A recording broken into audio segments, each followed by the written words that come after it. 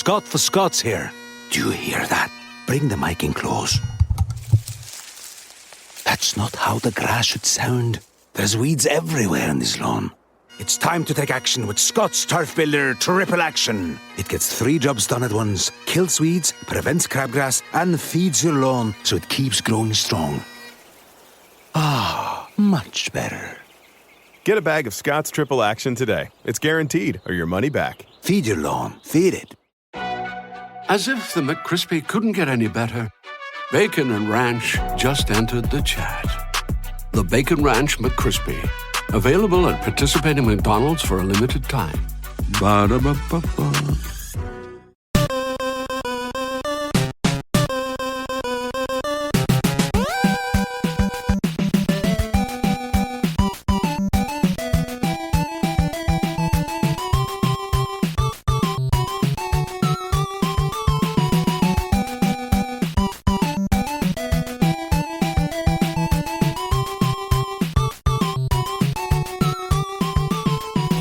Welcome to the family here on Purple Mafia. I'm your host, Paladinjoe, or Joey Awajan. Purple Mafia is available on Apple Podcasts, Google Podcasts, PodMN, Spotify, iHeartRadio, TuneIn Radio, Stitcher, Double Twist, Audible, for Amazon, all that good stuff. Thank you once and always for joining me. It is a great pleasure to be with you once again today as we will get started once and for all for a new NFL season.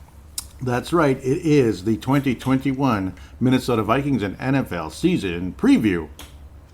So as per usual, we like to do a 3-segment show in this first situation. So first segment is usually Minnesota Vikings, generally like all Vikings preview. And then segment number 2 is NFL preview, predictions, stuff like that, conference final, Super Bowl, and section number 3 is what? What's section number 3? That's right, fan interaction. So it'll be a big pleasure to get that rocking and rolling.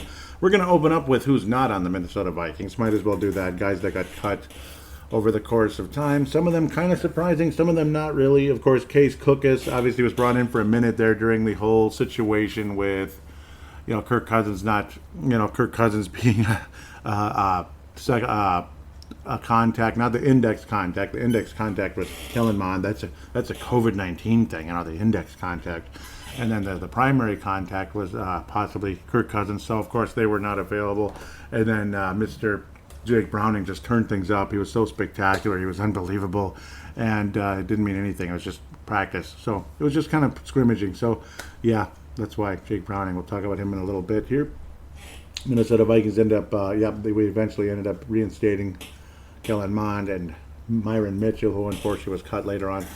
The cuts got started around the 15th. Turner Bernard, a center, was cut. Jordan Brailford, who I thought was pretty solid in the little time he got to play, added a little pass rush last season. Cut. That kind of sucks. Defensive end. Riley Patterson, they say he was cut on the 16th. I think it was a little later, though. They must have brought him right back. But yeah, Riley Patterson, we didn't get to see him once in the preseason. We got to see Greg Joseph attempting a few kicks. Not so great from anywhere beyond the 50-yard line. In fact, he missed all of those. So, I don't know. I don't think he's going to last through the season. That's just my guess. Best of luck. I mean, he was good in front of the 50, so I guess so. I mean, Gary Anderson didn't have the greatest leg later in his career. Fuad Revez was kind of all over the place, and then all of a sudden he started making the long ones. And then he had a career-ending type of injury, which it would have been a surgery and a rehab that would have taken eternity. So Fuad Revez just ended up retiring the same day pretty much that Kirby Puckett did back in '96. Pretty crazy. Yeah, that's my memory right there. Just straight off memory on that one. Of course, that's just kind of how I roll. Let's get back to where I need to be. I almost called him Corey Joseph. Can you believe that? That's a basketball player. But, yeah, that's just great. Isn't that great what I did there? Now I'm kind of thrown off a little bit.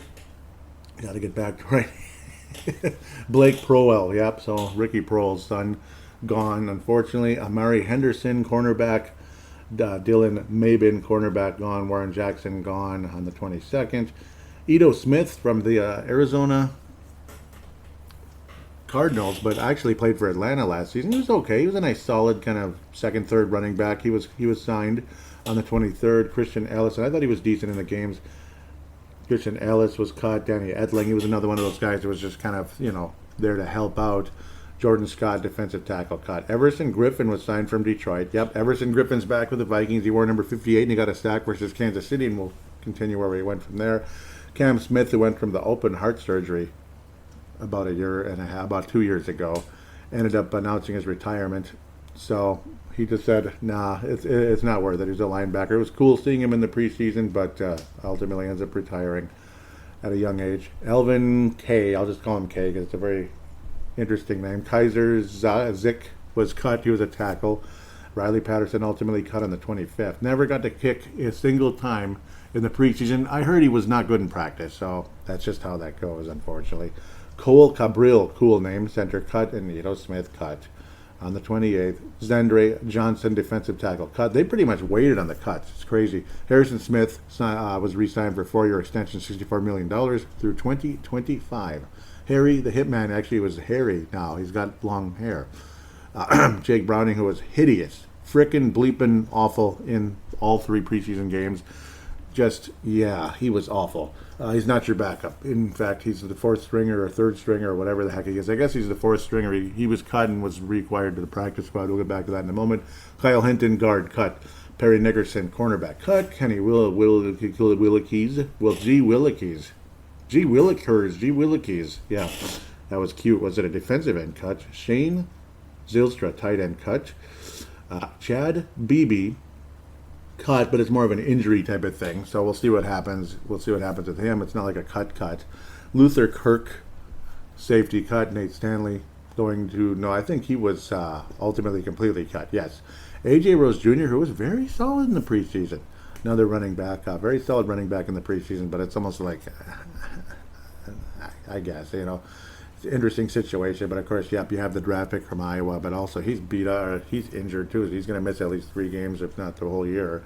Zach Bailey, guard, cut. Chris Herndon traded for the 2022 4th round pick and a 6th round. So we gave the 4th round pick to the Jets. We get Chris Herndon, a tight end, and a 6th round pick from the New York Jets. And ultimately, the reason for that acquisition, of course, I think most of you know already, is, well, the minute I saw it, and he was getting interviewed during the Chiefs game. Obviously, he'd already played, and I didn't see any pain on it. I don't know. I'm so confused as to what was going on. But unless I got the weeks mixed up here, Irv Smith was being interviewed, looked totally fine, looked ready to go, looked pumped, all set for the season. And then the news comes out the next day that it's a meniscus. Just meniscus. That's always, and of course, at his age, he's not going to do let's just do a little snippy, and say hell with the rest of it, and let's get back to play in 4 weeks. Why would he do that? It's like his 3rd year in the league. He's just getting started, for Pete's sake.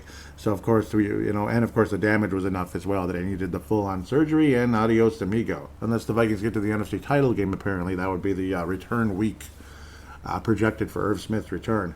He's not a basketball player. See, like a basketball player, he might come back by 2024, possibly, but he also might need load management half of the season as well. But, he'd play every other week, that's NBA play.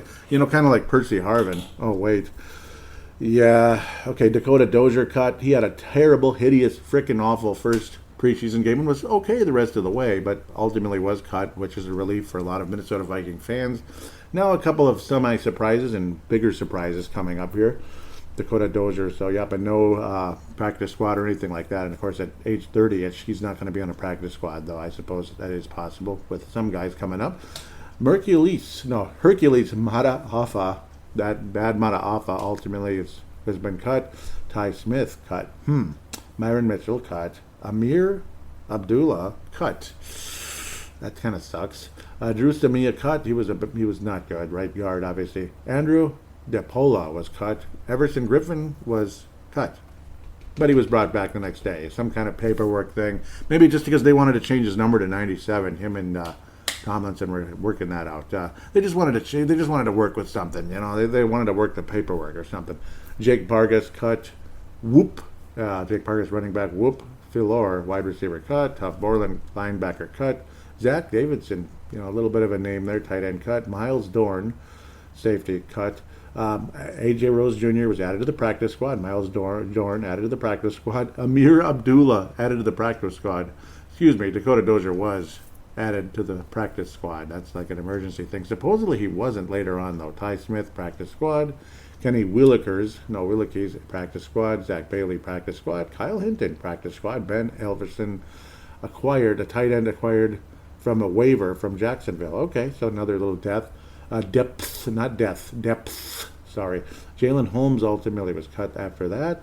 Jake Vargas, running back, practice squad. Myron Mitchell, practice squad. Perry Nickerson and Everson Griffin reacquired again. Tuff Borland was added to the practice squad. Andrew DePola was brought back, so I guess that's not surprising because of the tight end situation. And then we cut Britton Colquitt after everything, and we're all ready to go here. Britton Colquitt gets cut. Okay. He wasn't that great in the preseason, but, geez, was he that bad? He's like one of the most reliable punters in the league, one of the best holders. I really liked the guy, so I wasn't too happy about that. Whoop Taylor added to the practice squad. Whoop-de-doo, right? Okay, sorry, Zach Davidson, practice squad. And then here's the biggest whoop-de-doo of them all, because obviously Jake Browning, who actually was not brought back to the practice squad from what I remember. I thought he was. He was not. He was not brought back to the practice squad. That's crazy. Jake Browning was not brought back to the practice squad, so that ended any temptation, as they'd say on Mackey and Judd, or Purple Daily, whatever the heck. But they've stolen probably enough listeners from this show already. Why am I giving them a shout out? Yay. Biggest excitement ever. So at the moment, Kirk Cousins would be the starter. What a shock. At 31 million a year at this moment. And then next year's cap hit is 45. Adios, bye-bye without a restructure. A massive restructure. I don't know. I think I want adios, bye-bye. What about you? Wow, we're just reuniting things again. Sean Mannion's brought back. Wow, I mean, just set off the fireworks. Sean Mannion's back. He can throw a ball about 12 yards. About 12. He still probably could kick my ass, but 12 yards. 12. That's about it. Maybe 20 if he really does it, but he might separate his shoulder if he does that. But enough about Jake Browning. Yeah, Sean Mannion will be added to the practice squad, so Kellen Mond will be number 2, I guess, technically at the moment. Especially when the Vikings could have added the former Jacksonville starting quarterback. With a 6th round pick, Philadelphia was able to do that, so that kind of broke my heart a little bit. The old Gardner Minshew, the old 80s looking cop look with the mustache. He would have been a good, solid backup quarterback for a 6th round pick. That's all, man. Come on. Well, the Philadelphia Beagles got him, so that'll probably be he'd be a nice veteran for Jalen Hurts there in Philly, I'm sure. So that was actually that makes them look pretty smart, actually. Britton Colquitt was re-signed. He was brought back. Oh, no, he got cut again. Jordan Berry acquired from the Pittsburgh Steelers. That's your new punter. Shane Zylstra added to Detroit's practice squad. And Tristan Jackson, I don't even remember mentioning that one. Must have been cut a long time ago. Added to the practice squad of the Los Angeles Rams. And yes, Britton Colquitt officially cut on the 3rd of September after being brought back. What the hell? But yeah, Jordan Berry, that's your new punter. Let's talk about Jordan Berry. We'll talk about the other guy, the tight end, Herndon. Jordan Berry's got a bit of that 80s look as well. He looks like a cop too. It doesn't roll around. It's not like a handlebar or anything, but a little bit of a handlebar action going on there. But he does look like a police officer. He does. So Jordan Berry, we got a police officer for a punter instead of a kicker. Eastern Kentucky, undrafted, Melbourne, Australia, mate. I like it very much. Shout out to Vince Germano out there in Melbourne, Australia, and maybe obviously big major shout out always to Tanae Brown in New Zealand. Also, again, southern neighbor there, of course, in New Zealand. Similar accent, I'm sure. Yes, it is, obviously. Played with Pittsburgh for quite a while and was cut in the preseason. So, well, all right. He had quite a few kicks in the 20. He had some touchbacks, which Colquitt didn't. He only had 1 touchback, which is a career high. Career low, if you know what I mean. Like the best possible. Wait a minute, that's just the postseason. They screwed all this up. It's reg post, regular season. He had 3 touchbacks last year. He had 4 in 19, 4 in 18. So get ready for some touchbacks, I guess. Come on, Jordan. Come on now. Pretty good average, though. Career average 44.4. That's pretty good. Last year was a career low.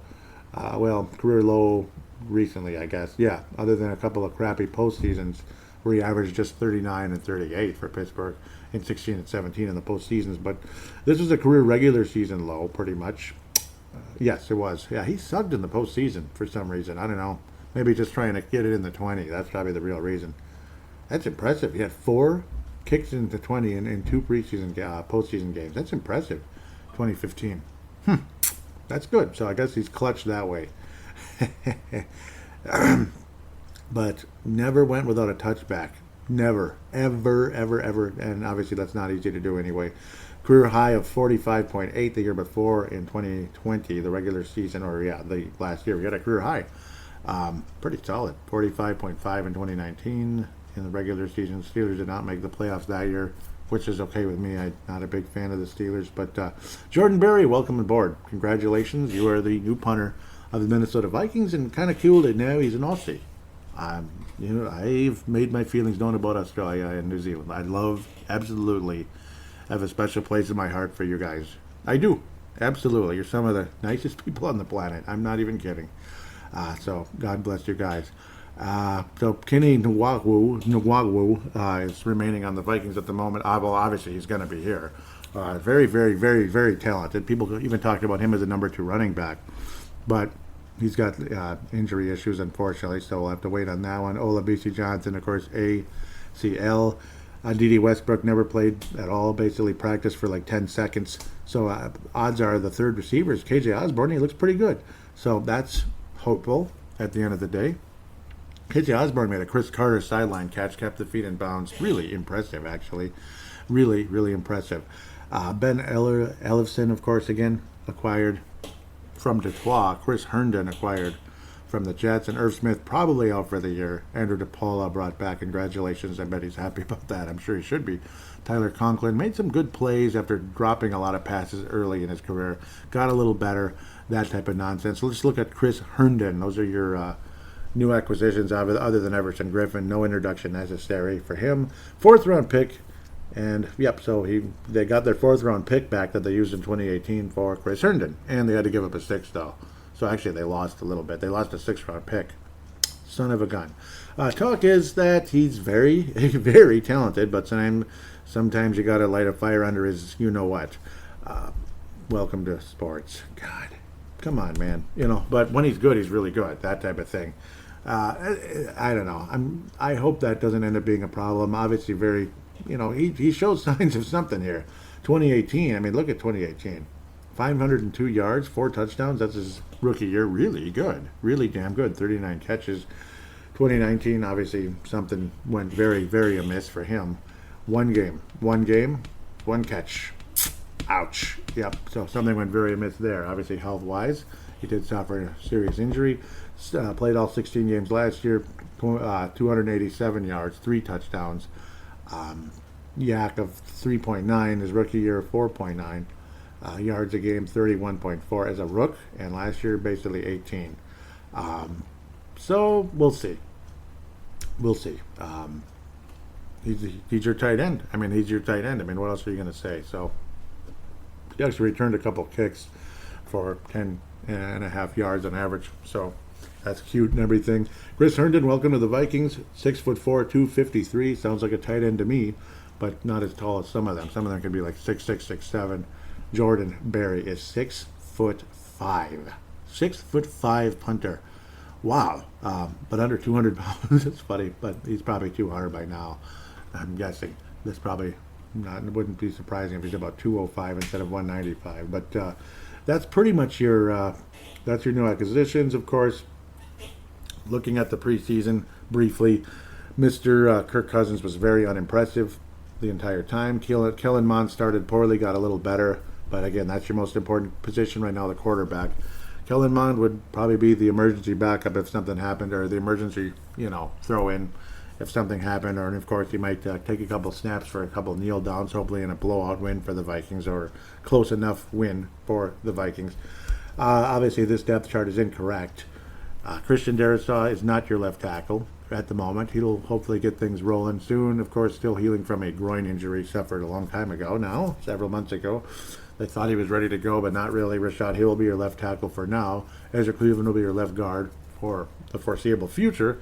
Garrett Bradbury will be your center for the foreseeable future, backed up by Mason Cole, who a lot of people think is a nice acquisition, and good. Glad to hear that. Wyatt Davis is not your right guard yet. Ole Udoh looked awesome the entire preseason. He is a tackle. He's actually a right tackle, but at right guard, he did a great job. Just keeping an eye on him. Ole Udoh was I believe the best offensive lineman in the preseason. The first game he didn't play. The second game I'm just watching. I'm like, holy crap! His man can't even move. He did an awesome job. So Ole Udoh looks like he's ready to play NFL football regularly on Sundays. If it's a tackle, if it's a guard, whatever. But great job, Ole. Great job, Ole Udoh. Very impressive. Wyatt Davis, though, also climbed the charts in a big way. Looked very good as things can continue to progress during the preseason. So Wyatt Davis, very strong possibility he'll be a starter at some point. So we'll figure out something. Ole Udoh, though, won the job for now. I mean, he did an awesome job. Obviously got Adam Thielen. We'll see what happens there. He was tweaked a bit, but I believe to be okay going into the season. Chris Herndon's your starter. Irv Smith Jr. is not your backup tight end. We'll figure out who's going there at some point. Justin Jefferson, Adam Thielen are your main receivers, of course. KJ should be the third. Dede will be the third or fourth.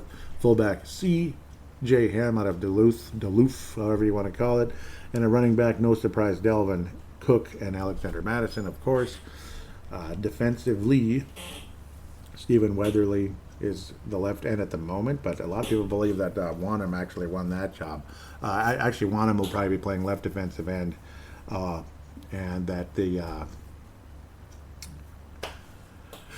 Everson Griffin will definitely get time. He'll be more of a situational guy. Vikings have a lot of situational talent right now, which is exciting in a big way. But Stephen Weatherly, it'll be between Stephen Weatherly, Everson Griffin, but DJ Wanham should get the majority of the time, though, at left defensive end. Michael Pierce, of course, is your left tackle. He's the three technique. No, he's not. He's the run-stuffing nose tackles. Pardon me. Delvin Tomlinson is your three technique, followed by Sheldon Richardson. Really nice depth there at three technique. I mean, we're ready to go. Armin Watts, of course, also is on the left defensive tackle, nose tackle position. At the end of the day, and your right defensive end, of course, is the best player on the defense, most likely Danielle Hunter, and he looks fantastic. Linebackers, Ryan Connolly and Troy Dye on one play on the left side. Eric Kendricks, the middle linebacker, of course. Chaz Surratt backing him up. Anthony Barr, who hasn't, there's a big mystery of what's going on, but it might be Nick Vigil's job for now. We'll see what happens there. Or Troy Dye, I mean, who knows? But at the moment, obviously, Anthony Barr. Things are strange. It's a mystery injury. Nobody knows what the heck is going on at the end of the day.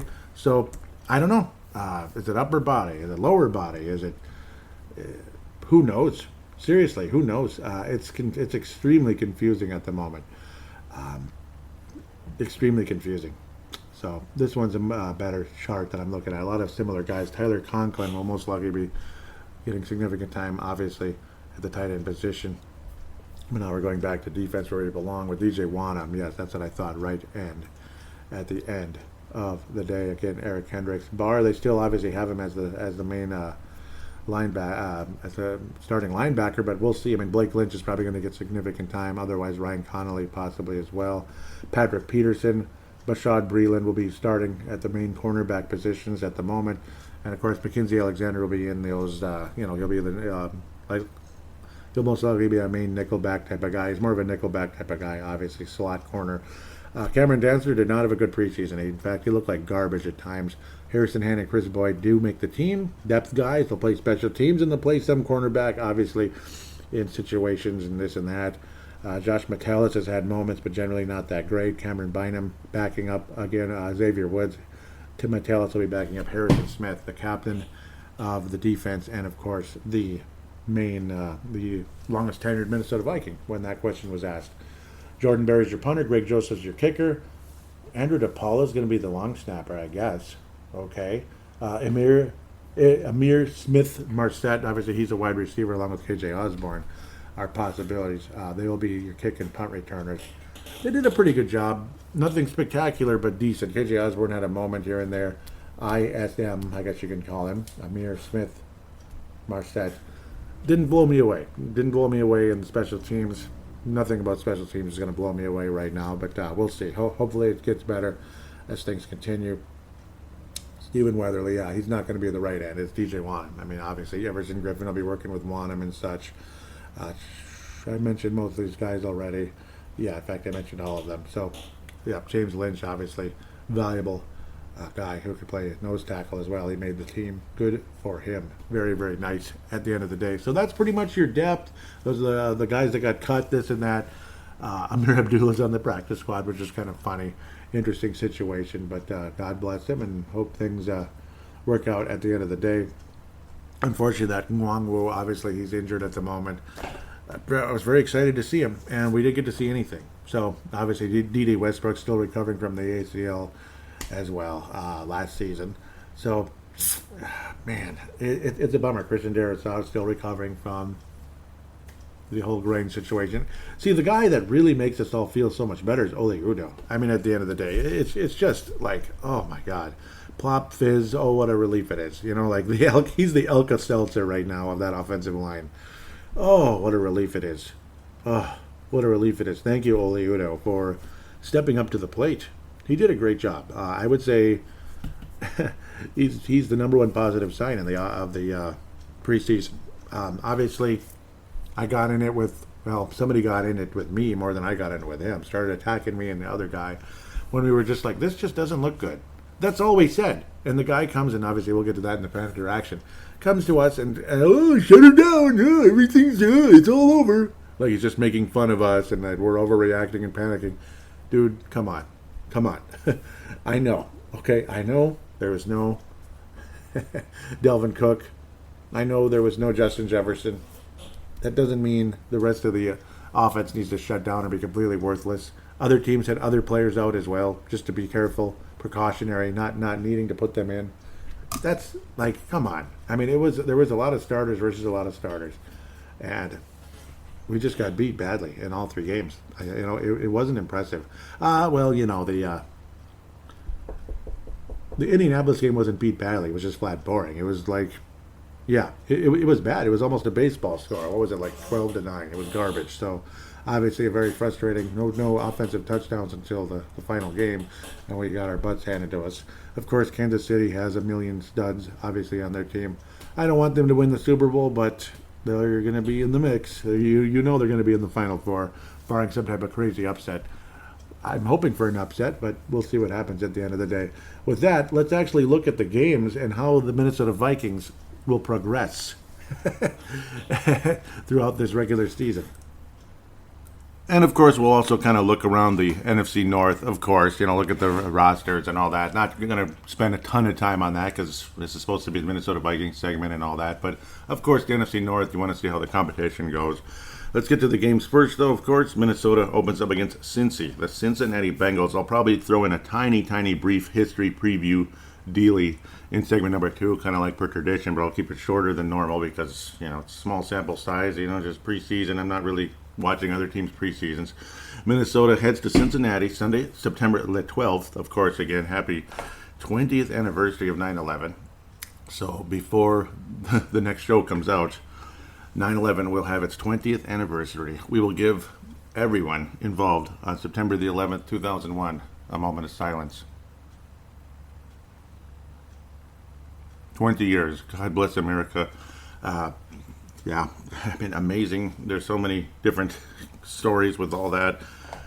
But we'll keep that for freedom of thought, of course. Someday I'll talk more about 9/11 on there. But definitely respect to all the first responders and all the unfortunate people that there was just nothing they could do. Nothing they could do. NFL season always seems to start around 9/11, which is fine. It is what it is. It's the way the schedule rocks and rolls. But at Cincinnati, I'm hopeful for that game. Joe Burrow, of course, recovering from an ACL. Will he play? Will he not?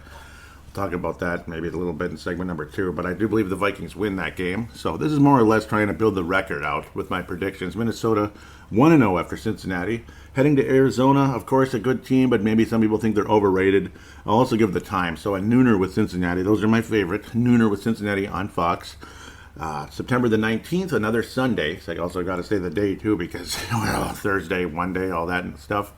3:05, second half. We'll see what happens with that second group, so to speak, that day at Arizona. Some people believe they're a little overrated.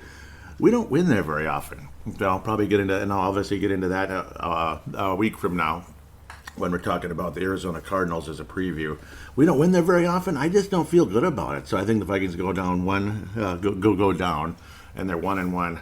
The Minnesota Vikings finally host the Seattle Seahawks, whatever the heck you want to call them. Sunday, September the 26th, another $3.25 game. The ticket prices just keep climbing. Right now it's $88 at the beginning. It's the cheapest. That's kind of funny.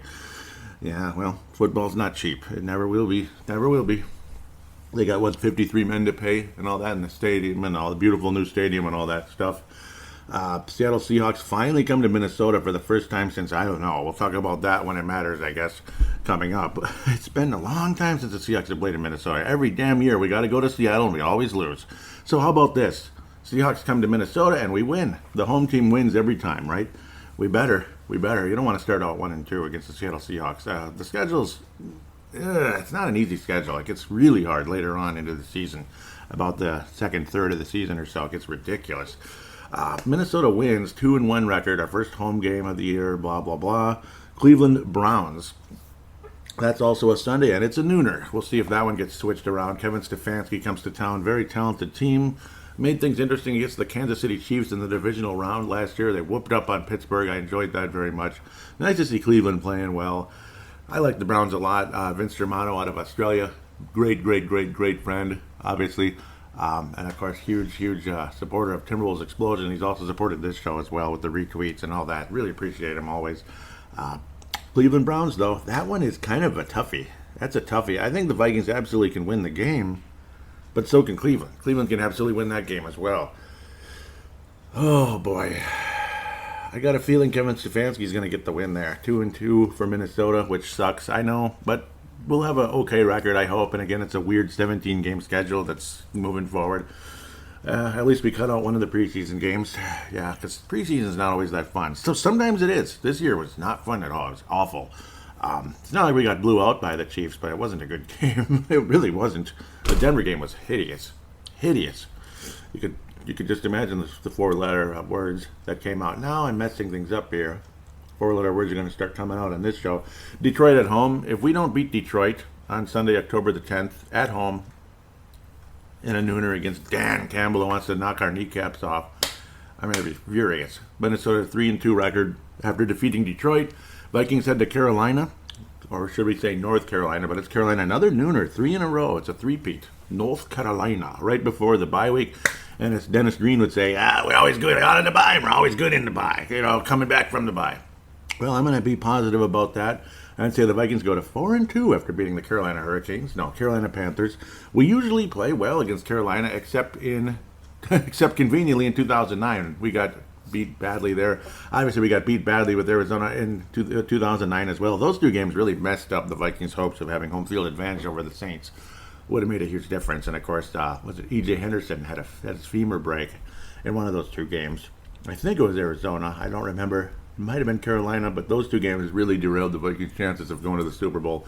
I mean, heck, the Vikings should have beat the Saints in New Orleans. But imagine if it was in the Metrodome. I mean, the Vikings would have beaten them for sure, because we actually still played in the Dome back then.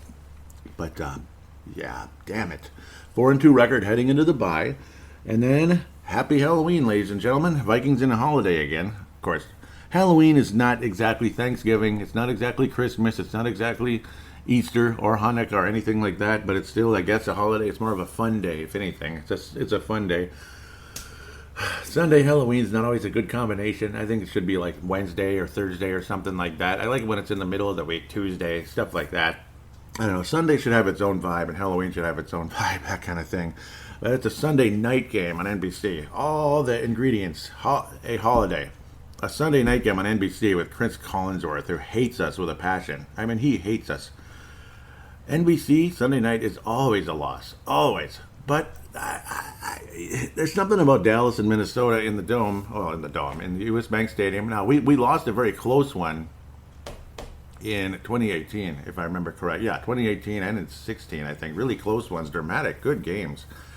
but we lost. Dallas, it was one of those years where Dallas had a great record, and they ultimately, didn't get the job done. I think this was 16. Yeah, it was a while ago. They actually had a really good record that year. We almost beat them. I believe this was the year with the eye situation. Yeah, with Zimmer. And, the special teams coach was coaching that game. It was pretty crazy. Vikings almost won that one. It was pretty fun, but we still didn't, unfortunately. I think the Vikings, I guess I'm thinking positive here. We play well against the Cowboys sometimes. We usually do. And I don't know, if it was in Dallas, I don't think there's any chance for us. Though, again, I guess we did do it last year. It was pretty cool. Didn't mean anything, though, sadly, because we didn't make the playoffs. And Mike Zimmer made a goofy statement, accidentally said, "You like how this tastes?" when he meant to say, "You like how, you like that?" Kind of like, like that's Kirk Cousins' little thing. You like that? It'd be amazing to see Kirk Cousins holding a Lombardi trophy and saying that, but I don't know if that'll happen someday. If he ever does, he will say it. He will. But I think the Vikings win and go to 5-2, but then reality sets in big time. Vikings head to Baltimore, nooner on November the 7th. Watch out for lawn cleanup season there. We'll see, but we'll probably be doing okay, though we don't need to work Sunday. Baltimore Ravens, that is a L. That's an L. Vikings go to 5-3 there. Los Angeles Chargers on the road again, November the 14th, 3:05 versus the Chargers. That's not a noon game? Weird. Yeah, because I got a feeling the next week might be a noon game, depending on how things, or might not be a noon game, depending on how things go there. Los Angeles Chargers is all over the place. We haven't played against Herbert yet. We played against, the old. We played against Phillip Rivers, and he threw 19 interceptions, and it was kind of a mess. It was just a big mess.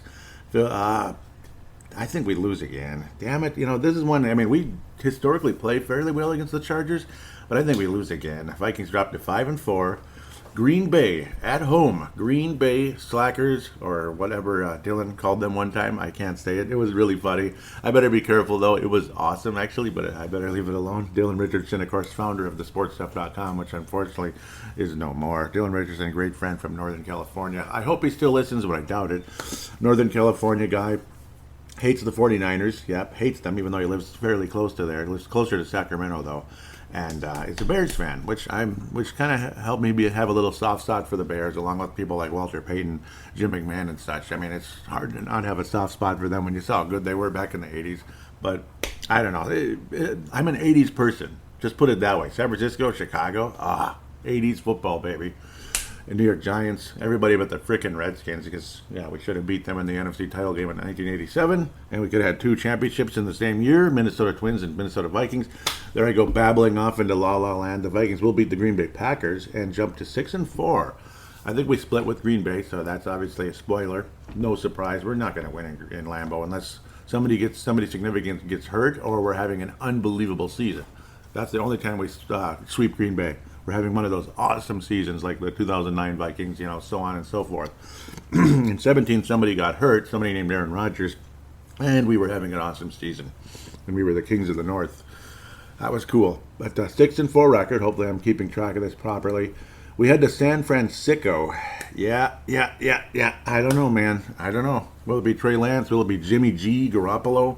It doesn't matter. I think 49ers beat us in that one, 3:25 on a Sunday. It's all been Sunday so far, but here come the Thursday ones coming up pretty soon here. But that'll be a Thanksgiving weekend, I believe. And we'll probably not win that one. I'd be impressed if we did. I'd be very impressed. Sunday, December 5th.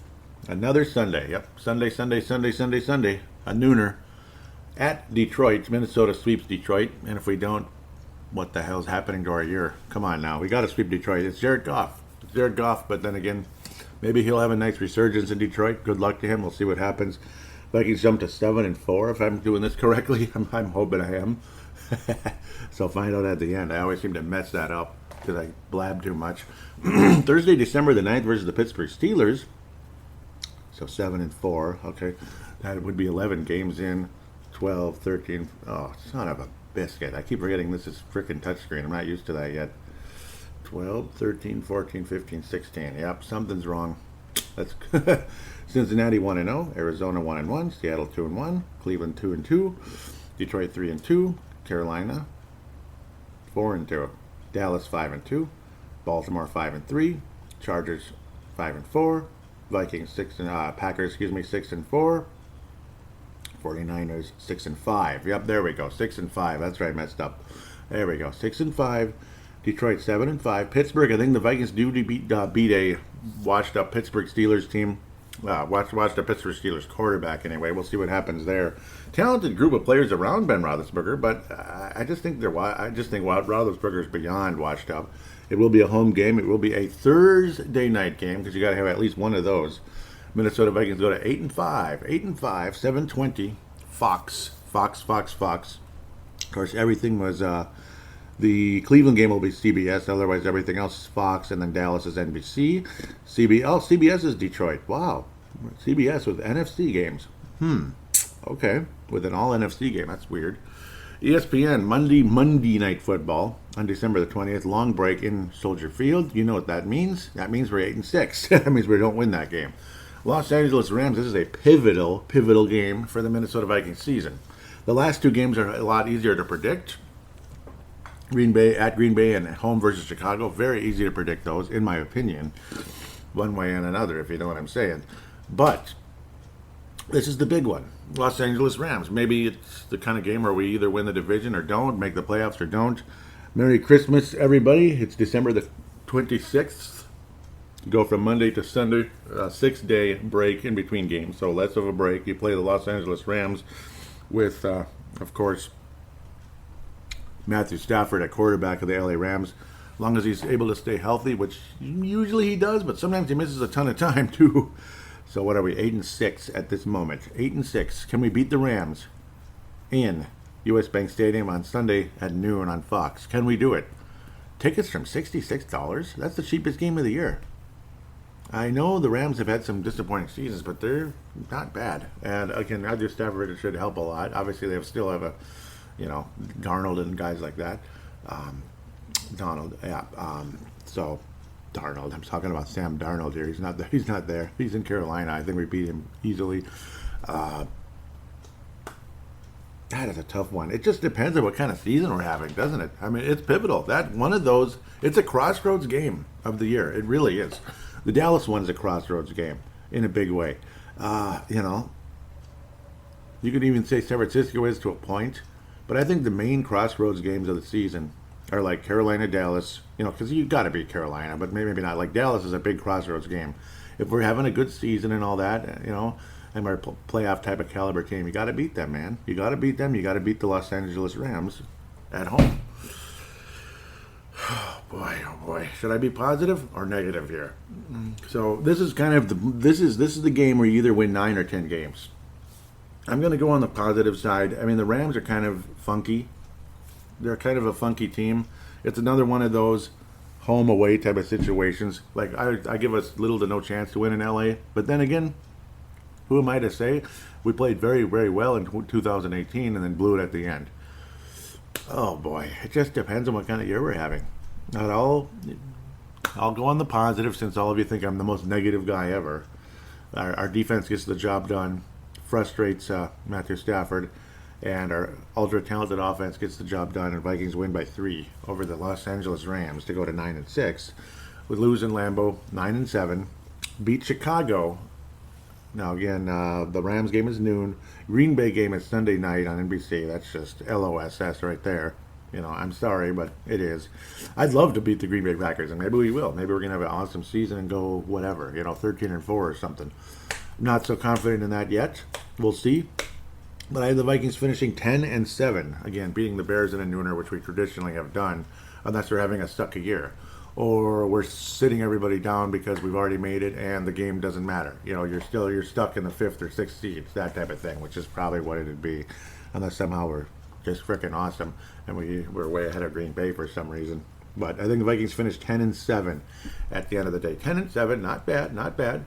Should be a wild card team, and we'll go from there at the end of the day. So, about 45 minutes into the show now. That's nice. A little bit less than that. We'll look at the other teams extremely quickly. The Detroit Lions, Jared Goff at quarterback, DeAndre Swift at running back. No Adrian Peterson. He's not been signed by anybody yet. We'll see. Might be the end of the career there, but he had a solid season with Detroit. Hopefully he suits up for somebody and can help boost the numbers a little more. Unfortunately, that's all his career is doing right now, is boosting up the career numbers. T.J. Hawkinson, extremely talented tight end. This and that. I don't think Detroit makes the postseason. I'd be very, very, very, very surprised. They have some talented players, but not enough. There's just not enough there. I'm not familiar with a lot of the players. I'm familiar with some and not all of them, if you know what I mean. It's just kind of a mix of guys, obviously. Some of them, obviously, even though they're not that great, you hear their name all the time. DeAndre Swift, guys like that. Hawkinson again, blah, blah, blah. Frank Ragnow from Minnesota would have been really nice. But obviously, he's the star offensive lineman for that club. Good luck, Detroit. They're probably not going to make it anywhere. Probably 5-12, something like that, at the end of the day. Chicago Bears, the Chicago Bears, or Bits, the Bits and the Rhinos, from Talking Football. Andy Dalton opening up the season at quarterback, the Red Rifle, I guess they call him. He always beats the Vikings, actually. When he was at Cincinnati, he beat the Vikings. When he was at Dallas, beat the Vikings. So it was really frustrating, but there's something about Andy Dalton versus the Vikings. It's just the way it goes. That's sports, guys. And, of course, the guy the Vikings should have traded up and beat the Bears, too. Justin Fields. I'd be a lot more confident in the Minnesota Vikings' future if Justin Fields was wearing purple instead of Kellen Mond. That's just how I feel. Kellen Mond, there's something there. Right now, if I had a crystal ball, my personal little crystal ball here, which is imaginary, of course, Kellen Mond is an NFL backup. I could be wrong. I hope I am. But I think the Bears have a nice future with Justin Fields at quarterback. I do. Obviously, their defense, you still got, some studs, obviously, Khalil Mack and guys like that. Robert Quinn, obviously, that's a very talented guy. He used to play for the Rams. Akeem Hicks, obviously super talented group of players. They're playing a 3-4, it looks like. Yep, their defense is 3-4, of course. Very talented defense. The offense is getting better, and blah, blah, blah. The Bears should be competitive. You want to believe the Vikings are better, but we'll see. It's kind of like a we'll see. We don't really know until you know. Same with the Green Bay Packers, of course. Obviously, you have Jordan Love backing Aaron Rodgers. Aaron Rodgers is suiting up for the Green Bay Packers. As you all know, Devontae Adams is considered the best receiver in football. Aaron Jones is a very talented running back. The defense is all over the place. Sometimes it's freaking awesome, and sometimes it just didn't work. And it didn't work against the Tampa Bay Buccaneers. It just didn't work in the NFC title game, and Aaron Rodgers famously was walking up to defensive players saying, "Get a stop! Get a stop!" Like, come on, let's go. But it's Tom Brady, Aaron. It's Tom Brady, just like maybe Tampa as well at times when Aaron Rodgers was rolling around. Can't believe it's been 17 years already for Aaron. Of course, his first few years were, on the sidelines, not being able to play at all. Brett Favre wouldn't dare let him in unless the game was over, essentially. 37 years of age now, Aaron Rodgers. So the good news is he won't be there forever, and Jordan Love is a crapshoot. I think. I don't think I'm as excited about Jordan Love as other people might be in Green Bay. Whatever. I don't want Green Bay to have a whole lot of success, but we'll see. We'll see if they got another gem here. I doubt it. Randall Cobb is back. Some people are really excited about that. He's 11 seasons in already, 31 years of age, to help out slot receiver there for the Green Bay Slackers. He's been a pain in the ass forever. Even Amari Rodgers can be dangerous. Alan Lazard burned us at least once last year. Big dude, 6'5", 227. That's the definition of wideout. Marquez Valdez Scantling. Yep, obviously some talented weapons for Aaron Rodgers to throw the ball to. When that defense is on, it's super dangerous, but at times it sucks. It'll let them down big time. Between Minnesota and Green Bay for the NFC North, though, and I think a lot of people would agree Chicago should be third, but very much in the picture, and the Detroit Lions riding the pine as usual until somehow, the only time they were good recently, 2012, 2014, they had some solid teams there. That's unfortunate. It's unfortunate that they messed that up. Jim Caldwell certainly wasn't a perfect coach, but he was really good. He did a really good job for the Detroit Lions, and it's a shame. I mean, they had some crazy coaches. You wind up with, and now I don't know what to say. It is what it is. Dan Campbell, maybe he's the answer. I doubt it, but maybe he is. Jim Caldwell, I thought, was a pretty good fit for the Detroit Lions. They had some very promising seasons there. But, well, that's in the rearview mirror now. Wouldn't mind having Jim Caldwell as offensive coordinator. That'd be kind of nice. Unfortunately, not the case. Minnesota Vikings, we'll see. 10-7. We'll take a quick break and start to preview the rest of the National Football League.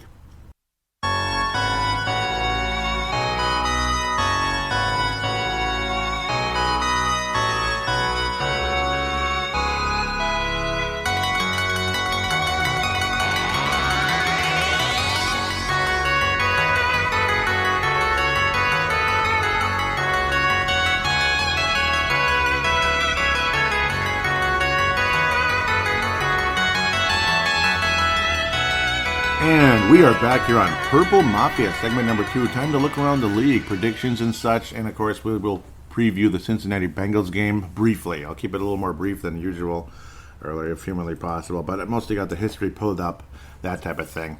Mostly going to look at the history between the two teams and actually, really dig deep into Cincinnati because the sample size is what it is. I don't keep up with preseason with other teams. I keep up with our team. Some things looked okay, some things didn't look okay. And, of course, no Cook, no Justin Jefferson. I know. That's how it goes. Let's look at the AFC first. Buffalo Bills, I think there's a pretty good chance they win the AFC East, but we'll see. I mean, we'll see what happens with the new quarterback now in New England. They got a shot at something. Mac Jones looks extremely promising for the New England Patriots, and we'll see. We'll see what happens. They're probably interesting competition for the Buffalo Bills. I'm not super confident in Miami or the New York Jets at the moment, but I guess you never know. So I'm going to pick the Buffalo Bills to win the AFC East. I think that's an easy choice. Baltimore Ravens, Cincinnati Bengals, Cleveland Browns, Pittsburgh Steelers. I think it's between Baltimore and Cleveland. I think it's between the old Browns and the new Browns. Old Browns and new Browns. Pittsburgh's third place, Cincinnati's last place until something changes. Hopefully Joe Burrow can get things rolling for Cincinnati. It's about time a number one pick in Cincinnati really got things rolling again. Obviously, they had some success many years ago. They had Carson Palmer. He was so successful early on, looked really promising, number one pick in the draft, and then he had an ACL, and I can't say he was the same. He had a great career mostly, but he wasn't the same guy after that. It wasn't as good. He wasn't as promising. Kajana Carter looked like the best running back ever. Then he has an ACL before he suits up. It's just, and then Fat Daddy Wilkinson was never good. He was a really high pick for Cincinnati. I feel for the Cincinnati Bengals. It's easy to kind of sympathize with that club and that fan base. I mean, they've been through a lot. They looked like they'd beaten the San Francisco 49ers in the Super Bowl after the 1988 season. Looked like they'd beaten them, and then obviously the drive happened. Joe Montana took them all the way and beat them in the last minute. Amazing drive by Joe Montana. And that ultra-talented San Francisco and Cincinnati team, the very talented Cincinnati defense and everything, just couldn't hold up and bring it home for the Bengals fan base. So, again, I have I have sympathies for Cincinnati. I do. They're kind of, unfortunately for them, they're kind of the Detroit of the AFC. They just kind of are. But Detroit actually has championships, but back in the 50s, pre-Super Bowl era, they were the best team in football back then, if you can believe it. Baltimore wins the AFC North, I believe. I want Cleveland to win, kind of, too. I kind of want Cleveland to win. I like Baltimore, but I want Cleveland to win it. Those jerseys, their uniforms are awesome. Aren't they good? We can complain about the blank helmet, but it is what it is. Sure, it's blank and everything, but it's classic. And their uniforms rock. Some of you might not like it, but I just love the color combination of the Cleveland Browns. I want them to win the AFC North. Baltimore should be the AFC North champs, but I guess you never know. You never know. They're a little funky, They have their big moments, and then all of a sudden they start falling apart. Houston Texans in the AFC South. I think Tennessee should win that division. I can't go with Indianapolis, even though they're well coached. Frank Reich. Carson Wentz, how can you trust him? I don't know. I mean, if he can actually stay healthy, that'd be great. It's like the coffee maker's bored at me, saying, okay, fine, I'm done. Just leave me alone. I'm turning off now. Jacksonville's going to win the AFC South, though. We all know that. No, not yet, but maybe if the young man can get things rolling the next couple of years, we'll see. But it's just not going to happen yet. Tennessee should win the AFC South. They have a great defense, phenomenal running game, obviously. Well quarterbacked, well coached. I really like the Tennessee Titans. I don't see them as any type of Super Bowl contender, but I think they're dangerous. Houston's probably going to finish last. I think Jacksonville finishes third. Indianapolis might compete for a wild card. We'll see. Maybe they will. If Carson Wentz can stay healthy, please stay healthy, just for the Indianapolis Colts fans' sake anyway. Houston finishes last. The vibe sucks there. It's too bad, but it is what it is. It's not a good situation in Houston, Texas. Tennessee wins the AFC South. AFC West, Chargers win the AFC West. No, I'm kidding. I wish it was the Chargers or the Vegas Raiders. I'm tired of Kansas City already. I'm tired of them already. Just like the Golden State Warriors in the NBA. I'm tired of them already, but they win the division. Denver has Teddy Bridgewater at starting quarterback. Drew Lock might have been an option for the Vikings as a backup, maybe. I kind of think, I don't even know anymore.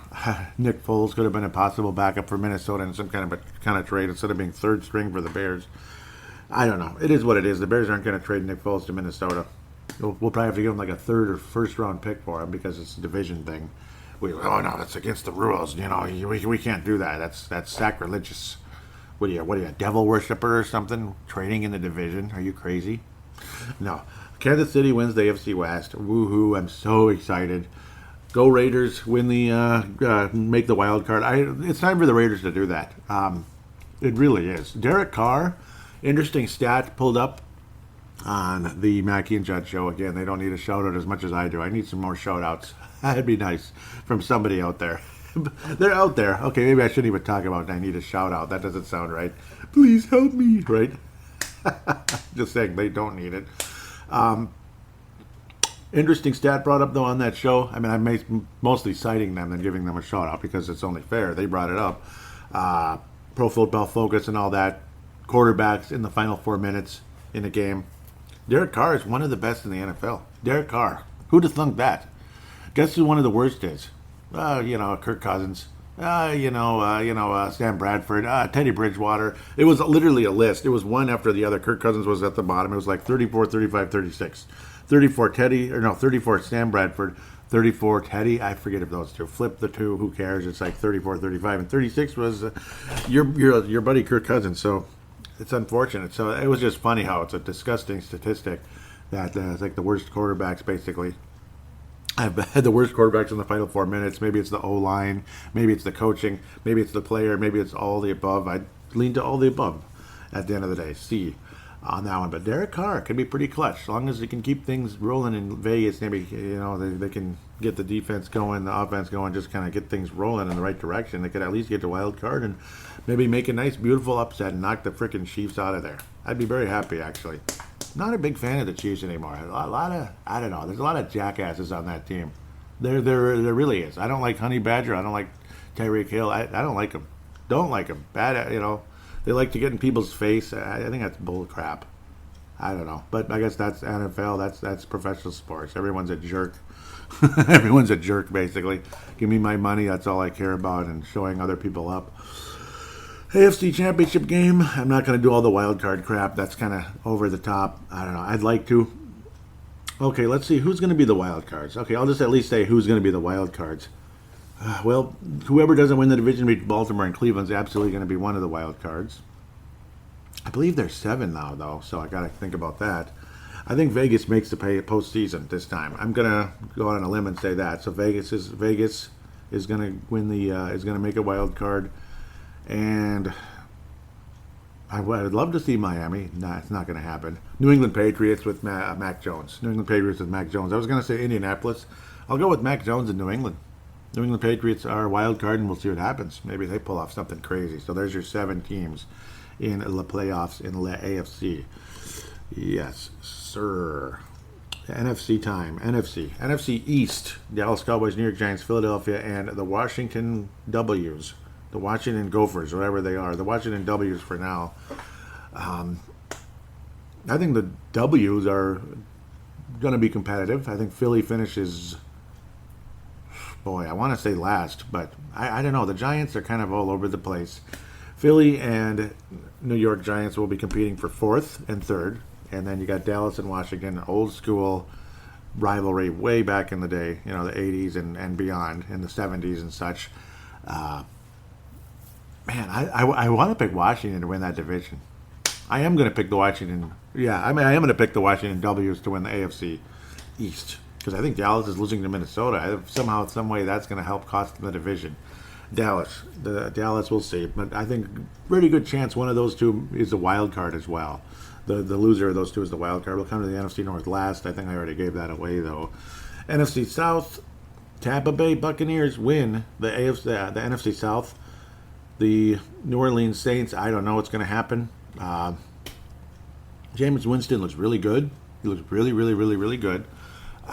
He's got a good offensive coach. He's the biggest jerk ever, but Sean Payton's an awesome offensive coach. There's no question about that, and could be a good formula for the New Orleans Saints to keep things rolling, keep them competitive. He was a number one pick in the draft. Let's not forget. He was. So obviously he was a mess in Tampa. It'd be quite funny to see those two guys, to see Jameis Winston go up against Tampa, in the significant games here as the season progresses. Obviously division rivals now, and going against Tom Brady of all people, as he's 43 going on 44. I can't even believe that. And still chasing Super Bowl ring number 8. Absolutely nuts. I do think Tampa wins the NFC South. Carolina should ride the pine for now. They're kind of rebuilding and all that. I don't know about Sam Darnold and all that. We'll see. Maybe they'll surprise some people, but I doubt it. Carolina's last. Atlanta and New Orleans are going to duke it out to possibly make a wild card. And Tampa wins the division cleanly, 12-5, 13-4. Tampa should have an awesome season. That's just my belief.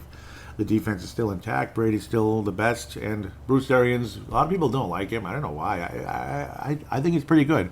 He's not the best coach in the NFL, but he's pretty solid.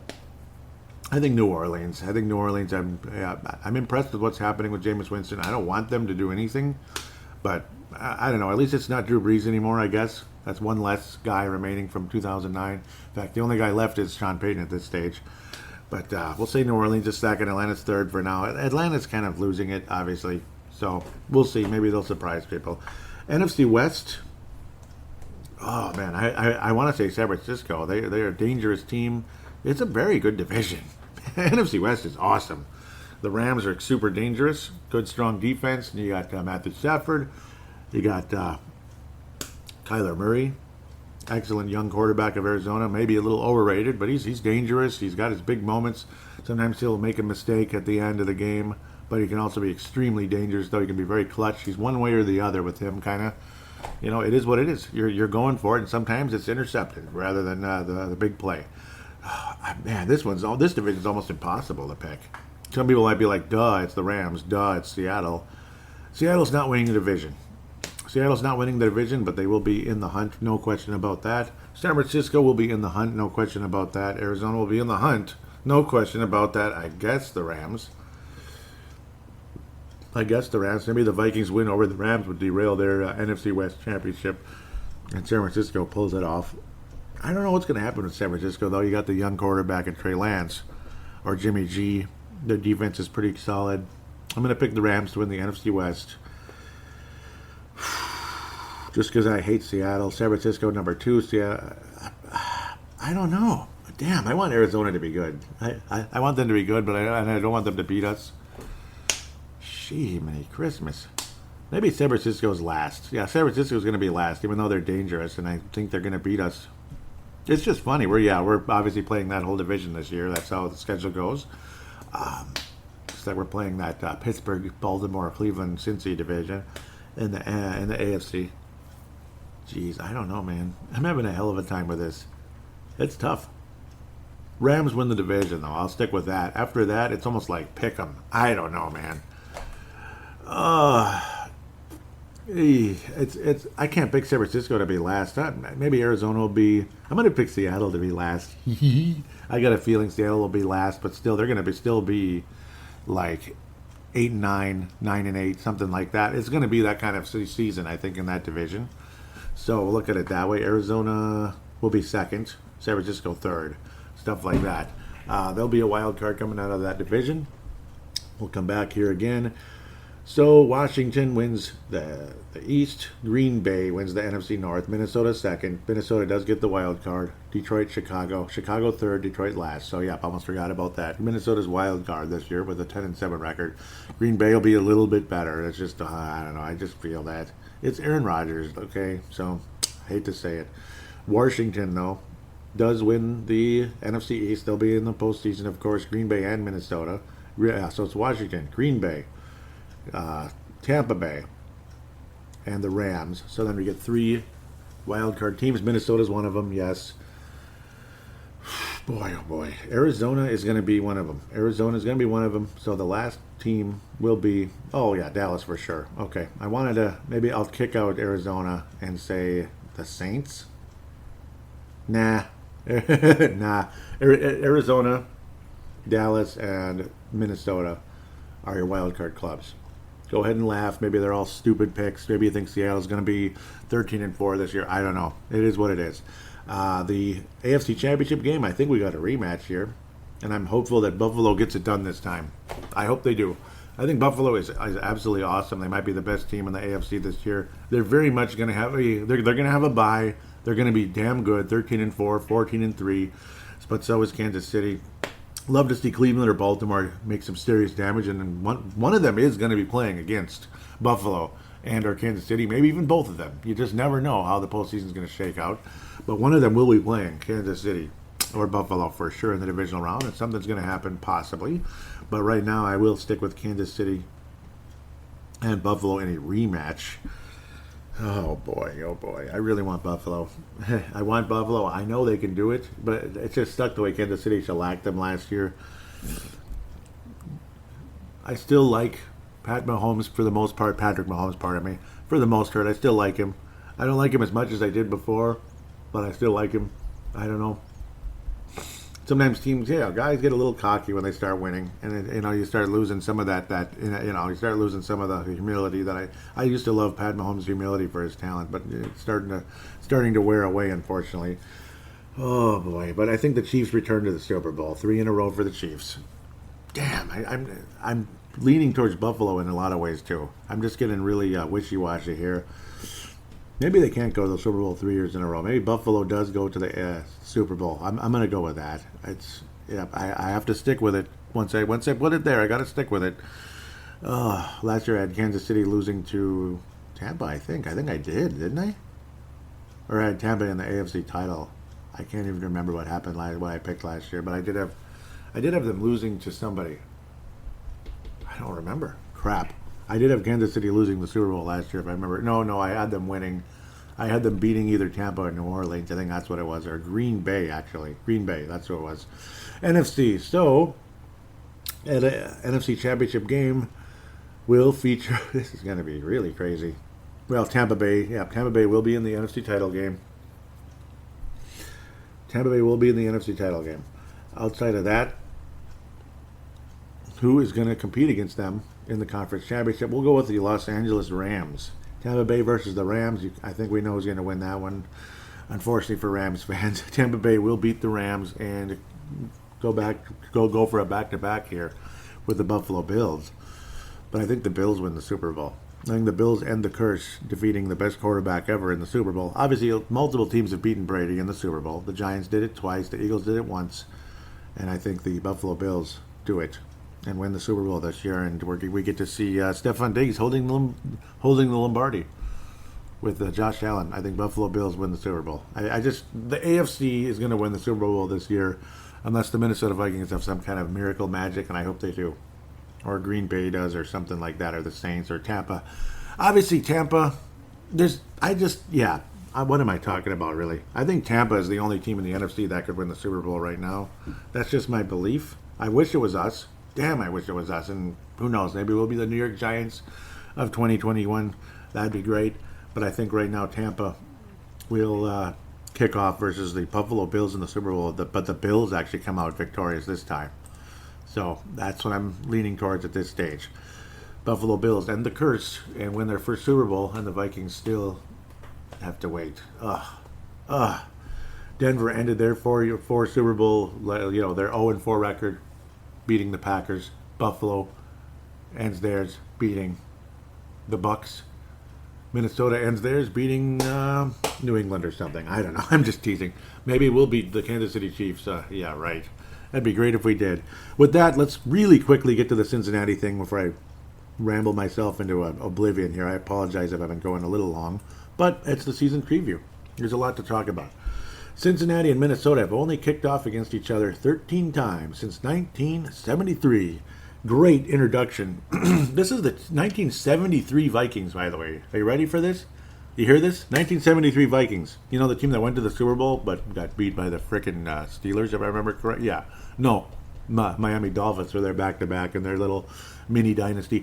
27-0 Cincy. What? The 73 Vikings got crushed 27-0 versus Cincy. Maybe we sat everybody out or something. I don't know. Like, we got the NFC beat, you know, or yeah, we got it all wrapped up. 27-0? It was in Cincinnati, but 27-0. Wow. This must have been a Tommy Kramer game. In fact, I'll bet the house on this one. 1977, because Tarkington broke his leg earlier in the year. The Cincinnati 27-0 introduction in 73 was on December the 2nd. I don't know, maybe we had people sitting. We probably did. That's got to be why. We're like, screw it, we got it already. That had to be. There's no box score until the 1980 game. Another shutout by Cincinnati, by the way. Minnesota in 1977, though. Tommy Kramer, Sammy White, and all those cool dudes. 42-10 in, not in the U.S. Bank Stadium, not in Metrodome, but in in Met Stadium. 42-10. Beautiful crushing of them. No box score available. 1980, October 19th, Cincinnati. 14 zilch in Cincinnati. Ouch. But that was a very good Bengals team by then. 1983, Vikings beat the Bungles and were 2-2 versus them. 20-14. 1983. Who remembers the 1983 Vikings? Anyone? Some of you. Unfortunately, I don't. 1986 Vikings, extremely talented team. Tommy Kramer was so good that year, but I believe he got hurt along the way. Great Vikings team that unfortunately, it didn't end well. But we lost to the Bengals in Cincinnati. We always lose in Cincinnati, don't we? Interesting. So 0-3 in Cincinnati, and at this stage, the Bengals were up 3-2. Minnesota then beat the Bengals in 89. This was the ultra. Couldn't have been this game, could it? No, it had to be earlier. Couldn't have been Christmas Day. No, that was in November. I can't remember who the Vikings played that day. When there was the famous / infamous Jerry Burns rant where it was about 52 F-bombs, and I'm not even kidding, about 52 F-bombs in that press conference. It was a big number. Christmas Day, 1989, the Vikings beat the Bengals 29-21 in, at home. It was always, the home team always won up to this point from 73 to 89. 92, the Vikings crushed the Bengals early in the season. That was the first time I saw Cincinnati, because I started watching the Vikings in 92 full time. I had them on once in a while in the 80s, but not as much, and I really wish I did. I was young in the 80s, obviously. I was a kid, but I was around. I was very much around and very much rare, because I watched the 87 Twins win the World Series, but I just wasn't as into sports until the end of the 80s, unfortunately, and I wish I was. Gosh darn it. 42-7. I do remember the Vikings crushing somebody early in the year, and that's when I started getting really excited. This is, again, full-time Viking fan, 92. So this is my 30th season watching the Vikings. That's a big number. 95, let's move quickly. Very frustrating loss on Christmas Eve. The Vikings finished 7-9. The Vikings were officially eliminated from the playoffs even before the game ended. And I still remember Doug Pelfrey making the kick to end the game. Doug Pelfrey made the kick to end the game. This was the Vikings, the 92 game was the Vikings' first win in Cincinnati in franchise history. Pretty cool. That was the first time the Vikings beat the Bengals on the road. The Bengals, have they ever won in Minnesota? I don't think they have. I don't think so. I know the Bengals have never won in Minnesota, I do believe. Or at least they hadn't won yet. 98, unbelievable Vikings team, of course. Randall Cunningham went out with an ankle injury and had some weird bone chips in his knee.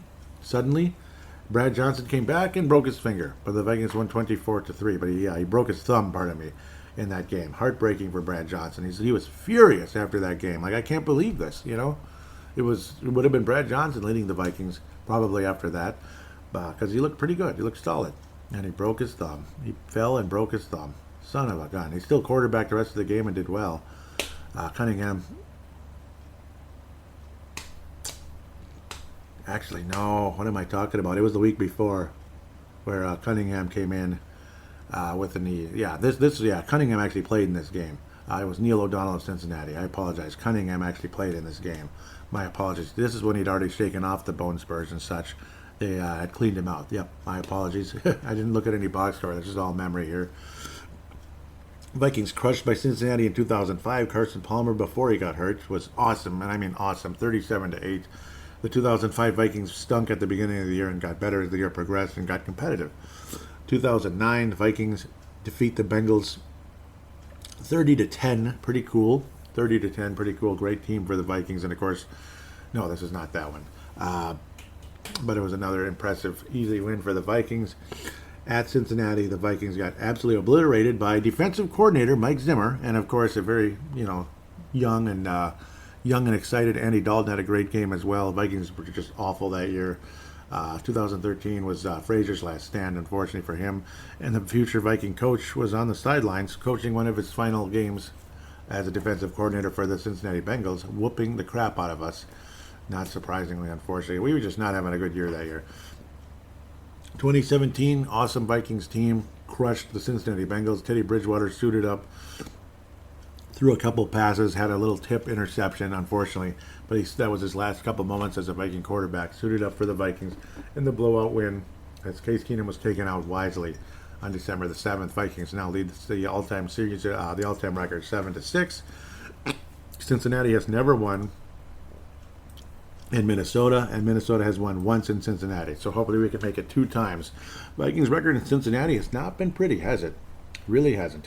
So you had 0-1, 0-2, 0-3, and there it was, 1992, 1-3, 1-4, 1-5, 1-6 historically. So 1-6 historically in Cincinnati since 1973. Again, losing 27-0 in 1973 originally. But a 1-6 record in Cincinnati, can we get to 2-6? I hope so, because you don't want to lose the season opener in Cincinnati. Could happen, though, unfortunately. So obviously history is not on our side, but I got to think the Vikings are the better team, and let's go. Let's go. If we play anything like we did in the preseason, heaven help us. It's going to be a bad year. But I think there should be a winning record for the Vikings this year, 10-7. With that said, let's take a very, very brief look at the current Cincinnati Bengals, and I mean very brief. They're saying Joe Burrow is going to play. I don't know. We'll see what happens. If he does, he does. Obviously, Joe Mixon's the running back. Brandon Allen would be the quarterback if Joe Burrow's not going to play. Tyler Boyd at wide receiver. They have some talented guys, obviously. Jamar Chase, T. Higgins. Very talented group on the offense. We'll just have to wait and see. Unfortunately, again, Joe Burrow, ACL, midway through the year last year after 10 games. So, of course, it's been less than a year. ACLs can usually heal in 6 months, and football players are tougher than basketball players. Joe Burrow wouldn't play until 2022 at the minimum if he was an NBA player, let me tell you. In his first 10 games, quarterback rating just under 90. Accuracy 65.3%, 2,688 yards, 13 touchdowns, 5 interceptions. Very, very promising. He did fumble the ball 5 times and lost it 3. Did Joe Burrow, obviously. So if he's the quarterback, he's going to be tough competition because I got to think he's going to be better than he was last year. Obviously, even though with the ACL, it depends on how skittish he is, I suppose. Otherwise, you got Brandon Allen, who was a 6th-round pick by the Jags. Kind of all over I played for Denver in 2019, 3 touchdowns, 2 interceptions, 5 touchdowns, 4 interceptions last year for Cincinnati as the season progressed. It wasn't a good thing, though. It was not pretty the rest of the year. Much prettier with Joe Burrow at quarterback, though they still lost a ton of games. We'll just have to wait and see, I guess, at the end of the day. Their defense has moments, and other times they just stink. So, yeah, Trey Waynes at cornerback, I think, is very beatable. I'm just going to be honest with you. Alexander did not have a good time there last season. It was a very frustrating year for Alexander, who's now back with the Minnesota Vikings. Always appreciate that. I mean, I'm thrilled that he's back with the Vikings. So, obviously, good news there. Cincinnati finished 4-11 last year. They had a tie, 4-11-1 last year. They were minus 113 in the net points. Kind of all over the place. Home record 3-5, away record 1-6. They only won 1 road record. They won 1 division game. 4-8 in the conference. Blah blah blah blah blah. Obviously, a team that could put up numbers. The defense didn't really help a whole lot. And then as the season progressed, it just got worse. Obviously, with Joe Burrow being out, it just took the life out of the Cincinnati Bengals. Any life they may have had coming in. This is wrong. Completely wrong. No, it's all messed up. Oh yeah, no. Yeah, it should be that one. There we go. Okay, I apologize. 5 sacks for Carl Lawson. He was the leader. Not a whole lot going on. I mean, geez. Since Joe Mixon only ran for 428 yards. T. Higgins, 908 yards. Very talented guy, though. A.J. Green's ancient now. Ancient Green is what you could call him at the end of the day. It's, there's talent, but it's limited. It's limited, obviously, and it's Cincinnati. It's not a good vibe.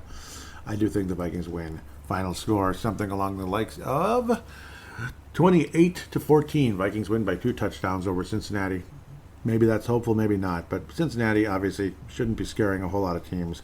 They were 2-14 the year before last year, and that's how they wound up with Joe Burrow with number 1 overall pick. So we'll see. We'll see if the vibe changes. Hopefully not with against the Vikings. With that said, we'll take a break and get to fan interaction.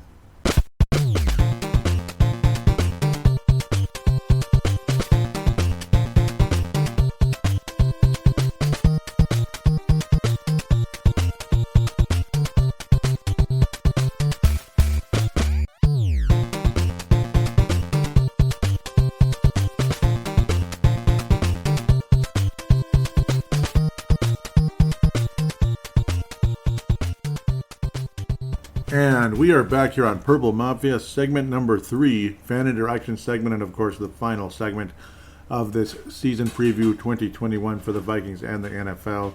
Hope you don't mind my predictions too much, but I enjoyed it for the most part. Fan interaction, we always open up with the Twitter account at Purple Mafia Show, at Purple Mafia Show. Want to thank Vince Germano out of Australia with that nice Cleveland Browns logo. Retweeting the most recent episode 345, tying up loose ends 2021, so forth. This is 346. Malcolm McSween out of Cali also retweeted, and Tanae Brown out of New Zealand. Thank you guys so much for retweeting. Malcolm also liked it, and Dave Hickey liked it. Yep, Dave Hickey out of Iowa, also on Twitter there. Cool to have him on board on Twitter and on Facebook. One of the legends, of course, of Purple Mafia. Sebastian Barton is back. Black Space is it's at Black Space 999, and of course he's also the host of the God, Sex, and Sin podcast, which I highly recommend. I was saying same predictable offense. Need I say more? Of course, during the preseason, I believe this is the first one. And Sebastian says will be till 8 is gone. Of course, that would be Kirk Cousins. And Sebastian said, I was saying for sure I can't wait until that time comes. Sebastian says, we at least started the process. Manwich is gone. Mond is in. Yep, I understand, but, well, he was gone. Now Manningham, Mannion is back, pardon me. I called him Manningham. Mannion's back. Mannion's back, yeah. But, well, neither one of them can throw, when it comes to Mannion or Jake Browning, neither one of them really can throw more than 10 yards. That's the sad truth. Sebastian, let's see. I was saying I hope so. I think Mond is a crapshoot at best. Definitely don't miss Manwich again, Mannion. Sebastian says Mond is a better passer than Coach Jackson. That was Tavares Jackson, a little less mobile. Tavares Jackson's no longer with us, though. Kevin McMahon out of Wisconsin does remind us that. Gotta love Kevin McMahon, of course. He was the host of the Cheap Seats podcast. Unfortunately, he stopped doing it. Good show and good guy out of Wisconsin.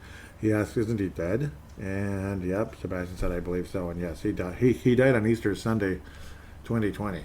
A lot of people died in 2020, but, well, a lot of people die every year, unfortunately. So that's how that goes. Brownie makes Ponder look like Peyton Manning. Yeah, that's for sure. That's what Sebastian was saying again there. And I was saying, if Jake Browning is a backup quarterback, I got a bridge to sell you. He can't hit the broadside of a barn if I begged him to. Or if it begged him to. The broadside of the barn, yeah. It's that. He's not a number 2 quarterback. He's not. And then that was Sebastian's response, that he makes, Ponder look like Peyton Manning. Pretty much. Oh, here we go. It picks up again a little bit. I said something that set off a little bit here. Not too much. I was saying, what got started? Yeah, Sports Fanatics said it's going to be a long season, folks. And then all I said here, and he just said it's going to be a long season, like it doesn't look good. All I said was, I feel the same, not confident. And then this guy named Jeremy, who I guess used to follow me, has the laughing emojis that drive me nuts. I hate that crap. God, I don't know why, but it pisses me off, actually. He says, just shut it down. Don't even play this year. And then Sports Fanatic responds with, great idea. Yeah, it's like, come on, man. The guy, it continues and it gets worse here. Unless he deleted the tweets, I'm not sure exactly where it went. Where did he go? I think he might have deleted the tweets. I basically told him, he basically said, yeah, always panicking, like he's just making fun of us. And I basically said, you're overreacting. Or you're the one overreacting here. So he was saying, oh, there's almost no starters playing. And I said, actually, there's plenty of them playing. But whatever. I'd rather just move on from that. I don't know if it's going to pop up. He must have deleted something or he blocked us. I don't care. The guy, he's the kind of Viking fan that I don't like, actually. Like, you can't criticize the team. You're a jackass. You're bad. You're just a panicking person who overreacts to everything. You're not a true fan. It's like BS. Sebastian says this will be a long season. Of the preseason is any indicator. I was saying if we have a successful season, fine, more power to us. But all I see is mediocrity right now. Again, so sorry I would dare to feel that way. Yeah, 10-7 isn't exactly setting the world on fire, is it? Sebastian says reminds me of the Ponder era. Yeah, 2012 was at least decent, but again, what happened? We lost in the first round in a blowout. So that wasn't a fun day. Again, Ponder didn't even play in that game, but I don't think he would have made a positive difference. I really don't. Now, who actually tweeted this out? Because I retweeted it from somebody. Let's see. Okay, Vikings Central, or credit where it's due, Vikings Central, was saying Vikings gave up a fourth rounder for Herndon. Fourth round pick since 2015. TJ Clemmings. Whew. He was rated as the worst tackle in the National Football League in 2016 when he had to start. Poor guy. Just one of those deals. Willie Beavers, who was actually cut out of training camp. He was a fourth-round pick who was cut out of training camp and then kind of brought back and cut, and then he just brought back and practice squad. And he just was never good. Jaleel Johnson hasn't really panned out. I've seen worse, but he hasn't panned out. Jalen Holmes, same thing, hasn't panned out. Drew Samia has been terrible. He says, everyone calm down. Vikings also have 3 6-round picks in 2022. Could easily move up. So I hope so. Yeah, I understand. And yes, a fourth-round pick isn't going to kill anybody. One fourth-round pick many years ago was Everson Griffin. And, yeah, that was a really good one. We've had a couple of really good fourth-round picks. But, yeah, since 2015, it's been crap. It's been pretty bad. Everson Griffin wasn't the only good fourth-round pick from what I remember. I think there was another one, but I'm blanking. Now this guy. Oh, I see what happened. I just opened an extra tab when I didn't need to. Vikings Central, we follow each other, which is nice. We're not it's not a one-sided thing. I appreciated Vikings Central. That was a really interesting and cool statistic. I just closed Twitter. Wow, that was really smart. I don't think there's a whole lot left, but I'm going to pick it back up. I apologize for my stupidity there. So, yeah, that's not much more. Malcolm liked it. Kevin McMahon retweeted it. We appreciate that very much. Now it's acting up again. What's going on? Are there ghosts in my computer? Silliness. So, there we go. Sam Gupta. That was after I had posted that the 2021 season preview episode should be released by sometime this evening. And yeah, it's going to be, because it is still September the 5th. Happy birthday, Marcus the Forecaster, of 1 in a million chance he's listening. Thank you, Sam Gupta, one of the greatest of all time, most loyal fans of Purple Mafia, and listeners, I should say. I'm not worthy of fans, but listeners, yes, I appreciate you so much, Sam, out of California. You're a great guy. Thank you, and hope to hear from you more and more as the season progresses. Out of California. Malcolm McSween and Sam also liked it. Sebastian Barton, kind enough to retweet it. Thank you very much, Sebastian. Black Space and the God, Sex, and Sin podcast. There's another shout out to that. And that would conclude the Twitter. I don't know why it's making it pop up. It must be because I'm pressing the button on the mouse. Where is the mouse, Garfield? Okay, sorry, that's an old episode of Garfield and Friends. Facebook page, facebook.com/Purple Mafia Show. Facebook.com/Purple Mafia Show. More interesting statistics now on the Facebook page. They're getting more and more detailed. I actually like that. That's cool. Purple Mafia episode 345, Tying Up Loose Ends, is now available on Apple, blah, blah, blah, blah. You get the idea. And there was at least one comment and multiple likes and a love or two. Thank you so much. Gerald Serang, legendary listener of Purple Mafia out of Nebraska, says, short and sweet. Thanks for the nice little update, Joey. Yep, it was about an hour, if I remember correctly, or slightly less. I like doing those. Those are fun little shows, the Tying Up Loose Ends. And I'm just feeling that Purple Mafia vibe again. every August, it's like I'm going to come back. Nah, I just kind of feel like shutting down. And then here comes the regular season, and it's just like, okay, the heart's pumping again. I literally just shut down from June until God knows. I don't know why, but I just can't. And obviously, I have to keep up with the lawn service and, of course, the off seasons for the Timberwolves and the Wild.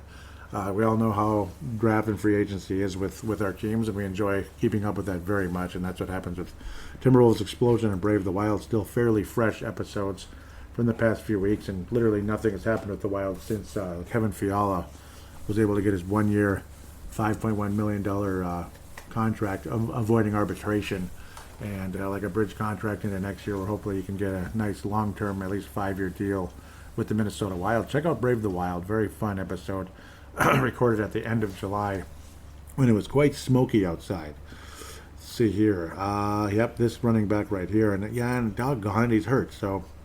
But Judd Zolgad was saying, watching Vikings rookie Kene Nwangwu's speed and ability to turn the corner, you have to wonder if the team will create offensive opportunities for him.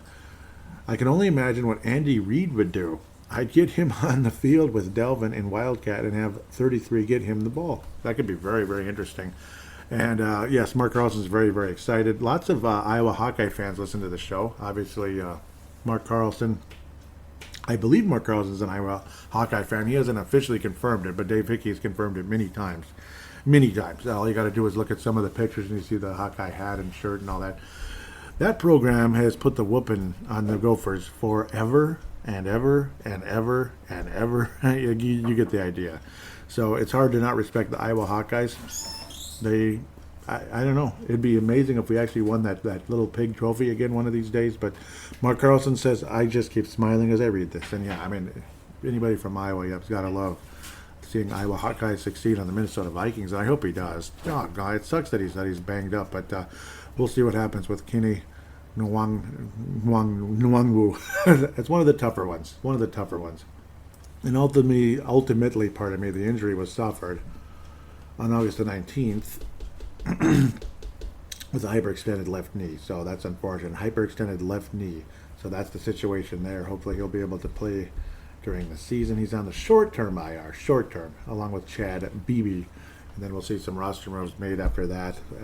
I feel for anybody out there that's on the roster now, and then they end up getting let go because they got to be on the team for a couple of weeks or a couple of days, and then next thing you know, they get let go because somebody got activated.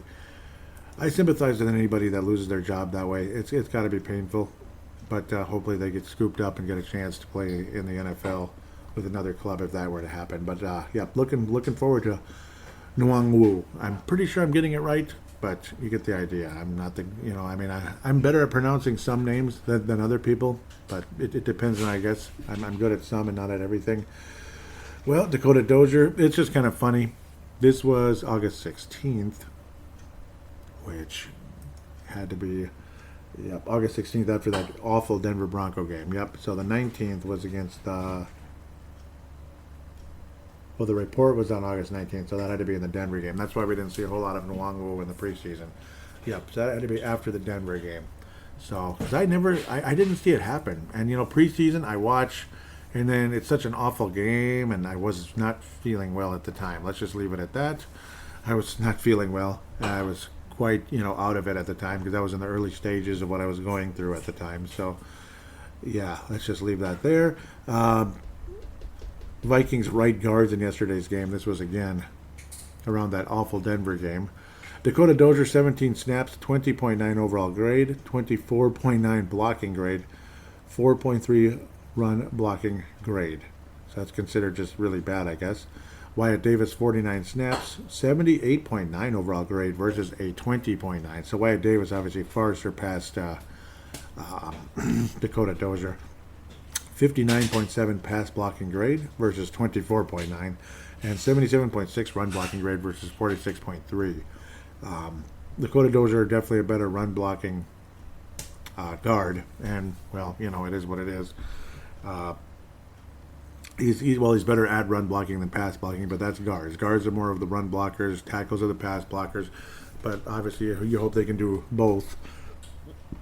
So that was the good news at the end of the day, is that not just that Dozier wasn't that good, Wyatt Davis, obviously, that's a good sign that after kind of a slow, crappy start to his career in training camp and all that crap, and even before that into the minis and all that, the mini camps back in June, which I don't cover,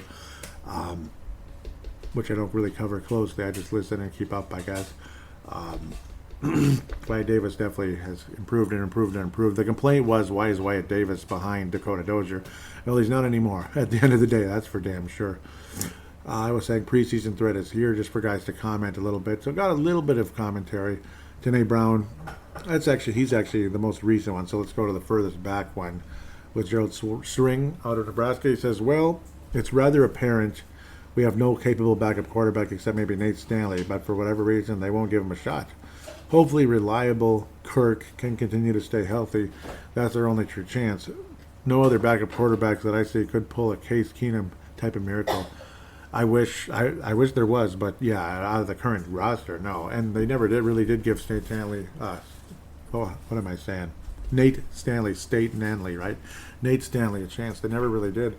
Leland, also out of Iowa, says a lot of money was spent on defense in the offseason, so with that in mind, we should be a lot better on that side of the ball. Offense didn't see a whole lot of improvement.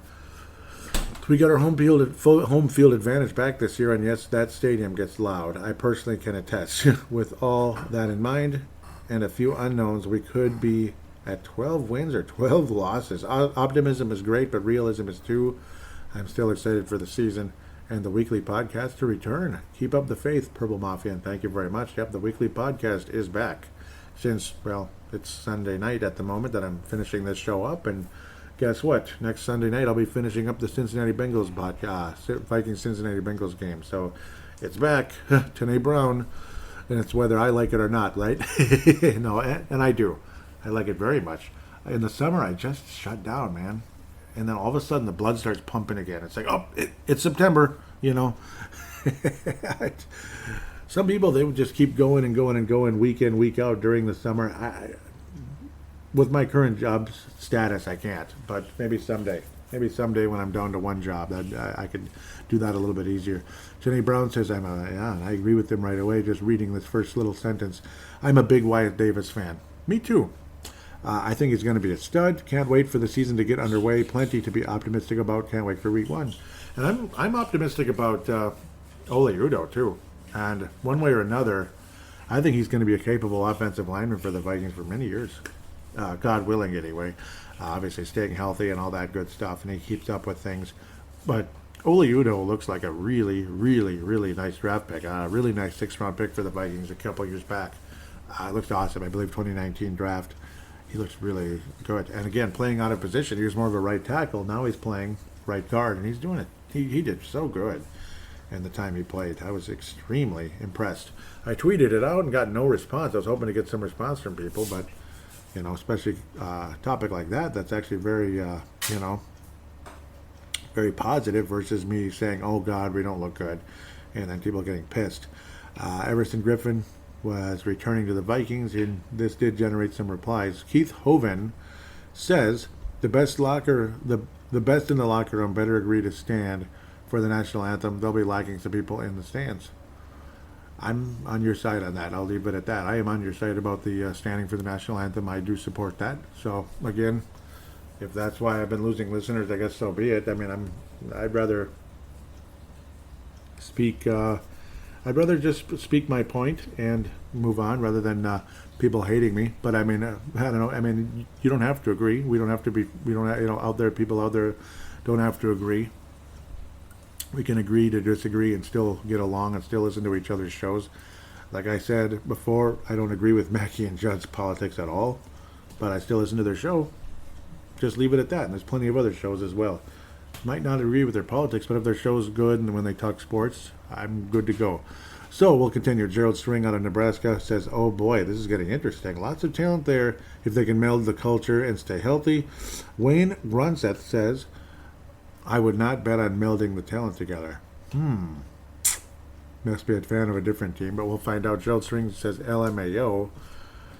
Yeah, I've been a Vikings fan for too long, I guess. There has always been This has always been the best part of the season, at the beginning. Oh, man. Well, sometimes the second round of the playoffs is very exciting, like the Miracle and stuff like that. Crushing beating the Saints easily back in 2000 before we lost 41 donut, or rolling past the Cardinals in 98. I mean, in the divisional round. At least we've won divisional round games in my lifetime. We haven't won NFC title games in my lifetime, though, and I'm 42, folks. 42. 42. I'm 42. Yeah.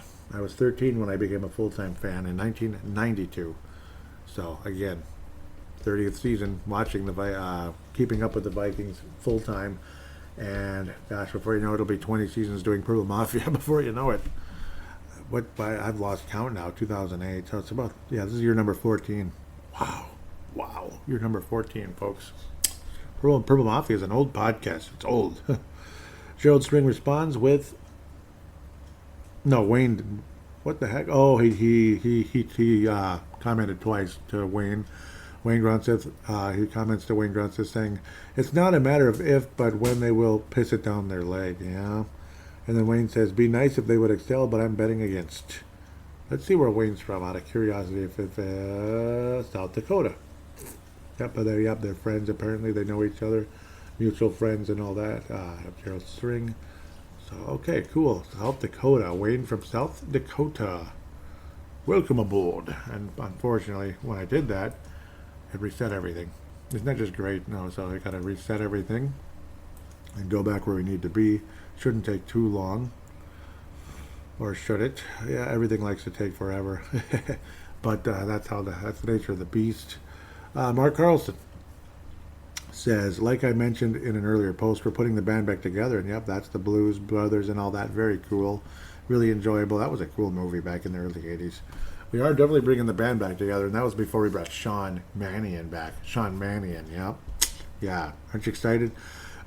I posted that Mike Golick Jr. said the Vikings and All-Pro safety Harrison Smith, Harry the Hitman, have agreed to a 4-year, $64 million extension. Per source, the deal makes Smith the second highest paid safety in the NFL at the age of 32. But luckily it's a position, luckily it's a position where you age gracefully. You don't age very quickly. Like the quarterback position, Aaron Rodgers is 37 and he's still at the top of his game pretty much, I would say. Not sure Harrison Smith will be at the top of his game at age 37 when the contract's up, but I don't think he's going to be that far off. As long as he stays healthy, I don't think he's going to be that far off. Like a wide receiver, you're not going to be as good at 37. Cornerback, very doubtful unless you're Darryl Green. I mean, he kept up with and pass deflected a play to Randy frickin' Moss, rookie Randy Moss in '98. Darryl Green, 38, and he's 38 years old. Darryl Green of the Washington Redskins, which is what the team was called at the time and all that. Okay, so let's see the comments on Harry the Hitman's deal here. Jesse Ball simply says too much, in my opinion. It's a lot. Yep, Mark Carlson says money to be one thing, but I want to keep this player on the team aggressive and passionate for the game. I agree there. Gerald String says he might be getting older, but he seems, but he's been my favorite player for many years. Glad we got to keep him around. Me too. Why can't it just say all comments? But I think it did show all of them. Yeah, it did. Okay. You know what's that most relevant? Yeah, and there it is. Irv Smith likely to miss start of the season with after meniscus surgery. Unfortunately, it's more than start of the season, though. It's probably the whole year unless the Vikings get deep in the postseason, up to maybe the NFC title game. Irv Smith Jr. took the long route, and he should have. He should have. I mean, you don't want to find out. It's better to lose this as much as it sucks, and it sounded like he was ready for a breakout year. He was ready for a breakout year. He truly was, according to just about everybody. He was going to be a huge part, like the third receiver, basically, and all that. But what would you rather he do? Go the short route, just kind of snip off the loose part, so to speak, and then by age 29 he's basically done. Like he's just done. He's not even close to the same guy anymore. Or he gets it fixed up, and God knows, maybe age 33 he's still close to the top of his game, like some very talented tight ends have been. So I'd rather go that route. It really sucks. It's a sacrifice, but it is what it is. I just wish he never got hurt in the first place. But In a perfect world, he wouldn't have. Mark Carlson says next man up, and that would be Mr. Herndon and Conklin and such. Tanae Brown out of New Zealand says, hopefully it's just the start of the season and not the whole season, but it's probably going to be. That was a few days before the ultimate decision was made to go hardcore in there. Vikings trade for tight end Chris Herndon during Irv Smith Jr.'s absence, and it's going to be a long one, unfortunately. But welcome aboard, Herndon, and it's contract year for him. We'll see what happens. Gerald String says Zim didn't sound too confident with the tight end depth in the last press conference. Could be rough without Reif, Rudolph, and Smith. Doesn't sound like Darisaw developed like they hoped. And yeah, it's mostly he didn't heal like the way they hoped. His development is kind of up in the air because of it, but his groin injury, the groin surgery, didn't cooperate the way they'd hoped, that type of thing. So we're still waiting on Darisaw. Unfortunately, Mark Carlson says okay, I guess, about the acquisition of Herndon. Dave Hickey out of Iowa says, but welcome aboard, Chris Herndon. Don't know how much. Welcome aboard, Chris Herndon. I don't know how much good you are, and I hope we didn't give up too much to get you. Skull Chris. Yep. Well, we gave up a fourth and also got a sixth back, so it's kind of like a swap. So it's not too bad. Dave Hickey says, once again, dealing with injuries before the season even starts. So actually that one is before the previous comment that I made, but oh well, it's hard to tell. It shows the same day. Again, I'll go back. Once again, dealing with injuries before the season even starts. I was looking forward for Irv to have a monster year too. He'll be out for the whole year too. You can't count on the bad luck. The Vikings, it's either 6 to 8 weeks or the whole season.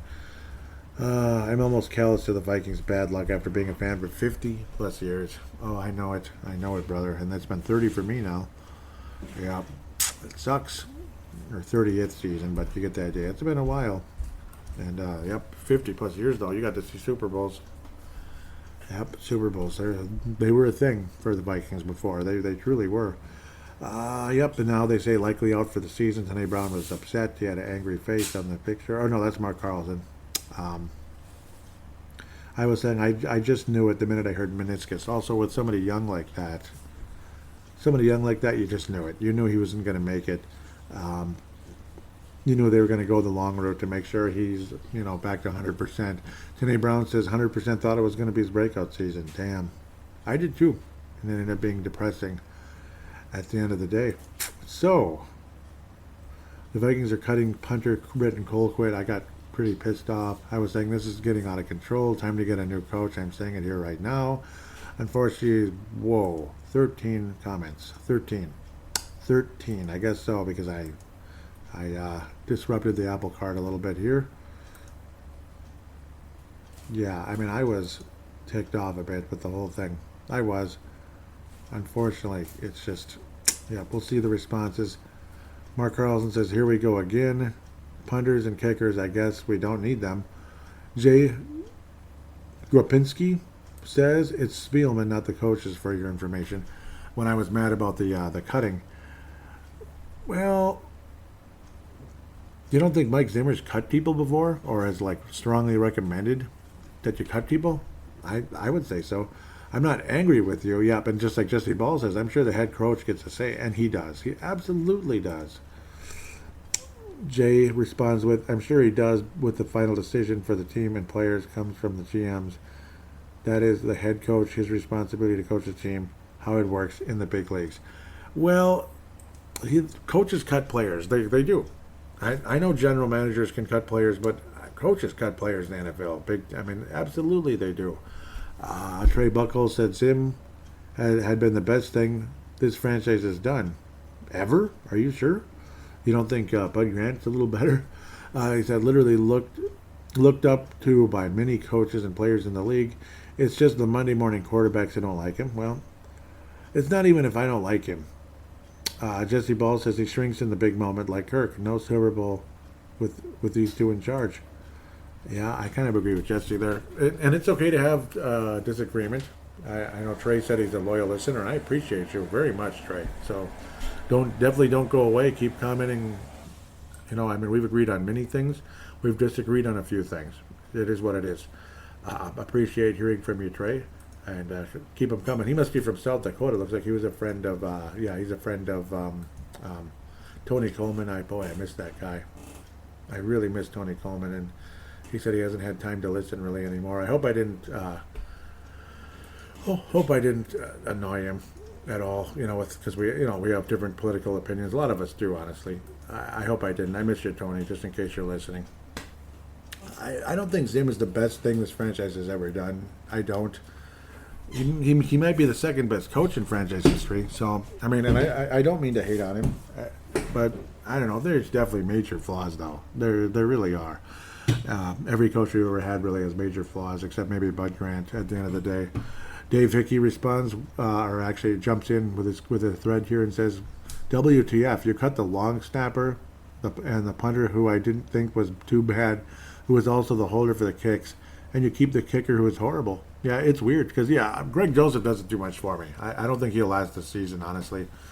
I don't think he has a prayer in you-know-what. Derek Scott says, or he's responding to Dave Hickey, says, and that's why the Vikings are always a mediocre team, poor management. And Dave says, I can see that. Yeah, so, yeah. Welcome aboard, Derek Scott. I believe that's the first time I've seen him on here, and hope to hear from you some more. Tyler Kennedy and Miles Buskirk also look like new names here. Gerald String says, our special teams just haven't been very special the last few years. Tyler Kennedy says, you talking about the Vikings or the Huskers? Oh, no, Nebraska, that's funny. And then a couple of replies here. Miles responded to Tyler saying, damn, you beat me to it. And Gerald says, both. Yep, and they were all kind of laughing and having a good time there. They must be all from Nebraska, I take it. Yep. Cedar Rapids, Nebraska. That sure sounds like Iowa, doesn't it? But, yep, Cedar Rapids, Nebraska. And he's wearing his Nebraska warm-up there. Cool. Good luck to the Nebraska Cornhuskers. I have nothing against you at all, even though we're in the Big Ten. Gopher football doesn't excite me as much as I'd like it to. I would like it to really excite me. I would like to feel confident, but the chances of Gopher football ever winning a national championship are like what? You know what I mean? Like, are we ever going to break through and beat teams like Ohio State, Michigan, even Iowa? Teams like, are we ever going to beat Alabama? You know what I mean? Clemson, Georgia, LSU, who I don't like at all. But there's a lot of teams I don't like. I don't like Alabama either. Ugh.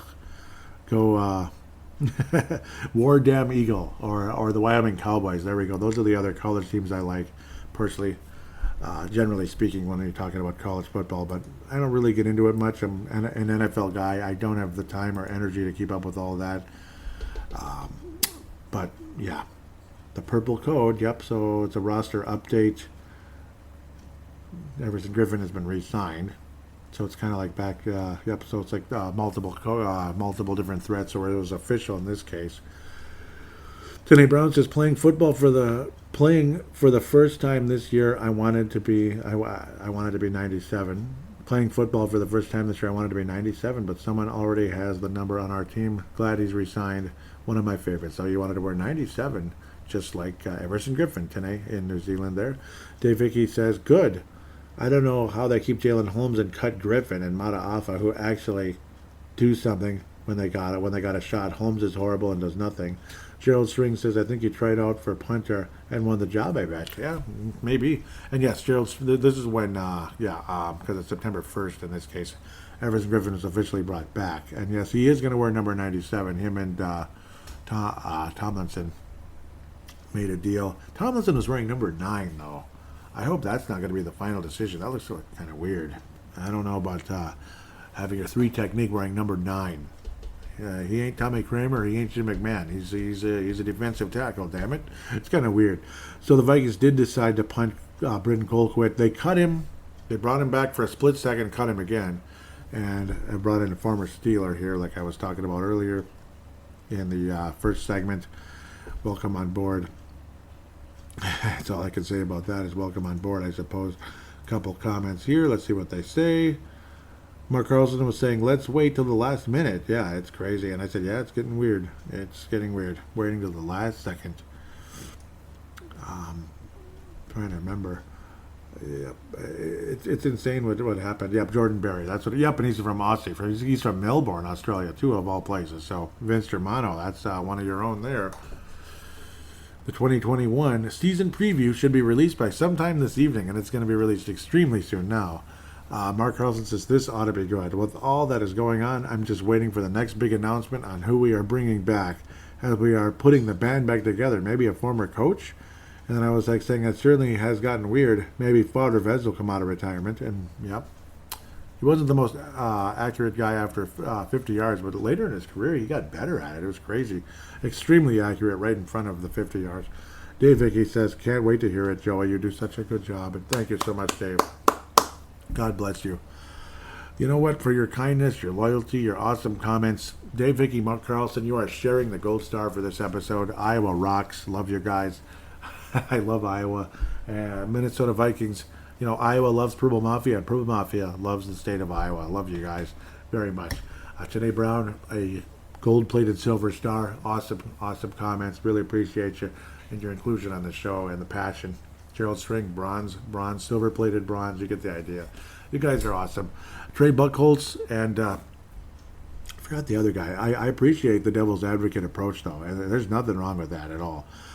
Who was? Oh, Jay. Yep, Jay. I appreciate you guys for your devil's advocate approach. I mean, there's nothing wrong with that.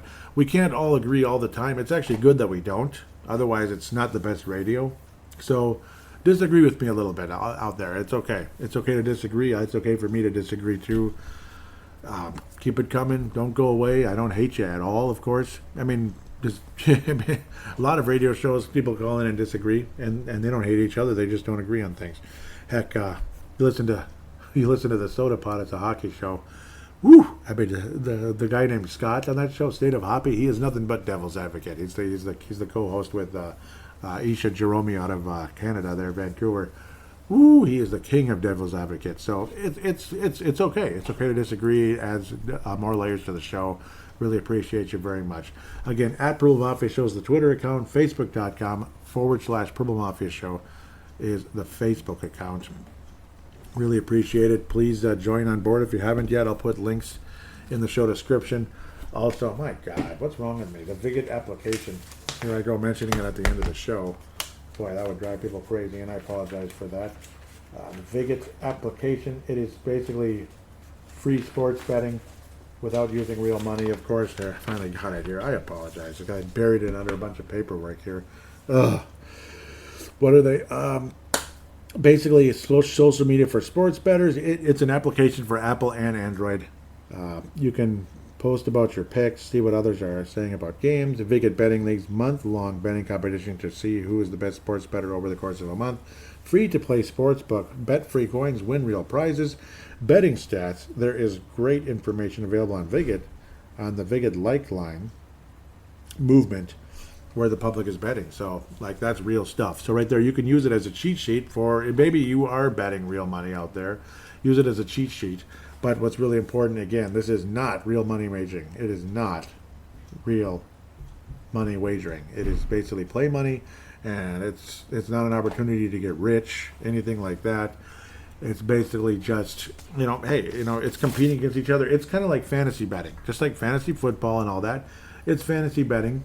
Who's the best, so to speak. Maybe you can bet your own money with each other behind the scenes, just like you do with fantasy football. Like, oh wow, you won this month. There's $10, or here's $50, or whatever the heck you want to put in a pool. You can treat it that way. But on the application itself, you are not betting real money. That's the whole point. Vig It, VIG space IT. Look it up. That'll also be in the show description. Along with the final thing here that I got to mention, other than please rate a positive rating on iTunes, Stitcher, or Audible if you could. Those are the 3 applications that you can actually review the show, and I'd appreciate it so much. 5-star, and tell us what you like, maybe what you like improved, this and that, but please support the show that way. Greatly appreciated. It's obviously no money involved at all. You're just supporting it, making it look attractive, so to speak. Final thing, though, I'd like to hear your voice with mine again, just like Dave Martin has done many times. Hope to hear from him some more out of Northern Scotland. We had a couple of interactions during the summer, but not too much, unfortunately. I always just kind of shut down, and I'm sorry. I should be more active. But, of course, when news breaks, I do tweet out and post on Facebook and all that. I try my best to keep up with it. I'm probably a little behind others, but, again, it's not about breaking news with me. It's about passing on news and discussing it, that kind of thing. Like Everson Griffin signed. He signed 45 minutes ago. He didn't sign 45 seconds ago, 45 minutes ago. So I still keep up reasonably well. Most of the time, not always. Because sometimes, sometimes you're caught up with other things in life. But what I was trying to get to was getting your voice on here with mine. That is called an audio submission in the podcasting world. Since I don't have a phone line anymore, and it's not really necessary, just simply use your smart device, your smartphone, whatever the heck, or iPad, or whatever the hell you use, Galaxy Tab, but generally, it's, or even your laptop or whatever. But any free voice recording application out there, which would probably be on the phone more than likely, open it up, press record, treat it like a phone call, hit stop, save it, and share it / email it to paladinolive at yahoo.com, paladinolive at yahoo.com. Again, that'll be in the show description. I will then convert it into an MP3 file thanks to Zumzar.com. More than happy to give them a free plug, whereas they give me a free service for the show simply by the file's not very big, so I can convert it into an MP3 file for free. So very happy to give them a free plug in return, just because. And obviously that's if you want to convert files into, like sound files into something else, they can provide that. And if it's a large file, then you're good. Then you join a subscription and pay a fee, a monthly fee in that case. With that said, well, very happy to have football season back again. I hope I'm wrong about 10-7 in a positive way. I hope the Vikings are 14-3, 13-4, division champs, first round bye, home field advantage throughout the NFC postseason. And then it's Vikings-Bills, and we're the one that ends the curse, and the Bills will lose their 5th Super Bowl. What do you think of that? Or somehow we beat the Chiefs. It'd be nice if we did. I'd be very happy if we did. But maybe Buffalo will take care of that for us, and we find a way to beat them. So, yeah. Don't have a performance like we did back in 2018 versus Buffalo in U.S. Bank Stadium. Whew, don't have that kind of game again. Whew, I never want to see that the rest of my life. That was awful. Awful. But, boy, that was a harbinger for things to come with how great Buffalo was going to become in the next couple of years. Again, great to have you guys on board. Great to be back. Sorry I'm always away so damn long during the summer, but it is what it is. I get tied up, and I'm still kind of tied up, but I make time, obviously, on the weekends for this show, as it's football season again. God bless all of you. God bless the Vikings. Stay healthy, and let's go. 2021, here we come.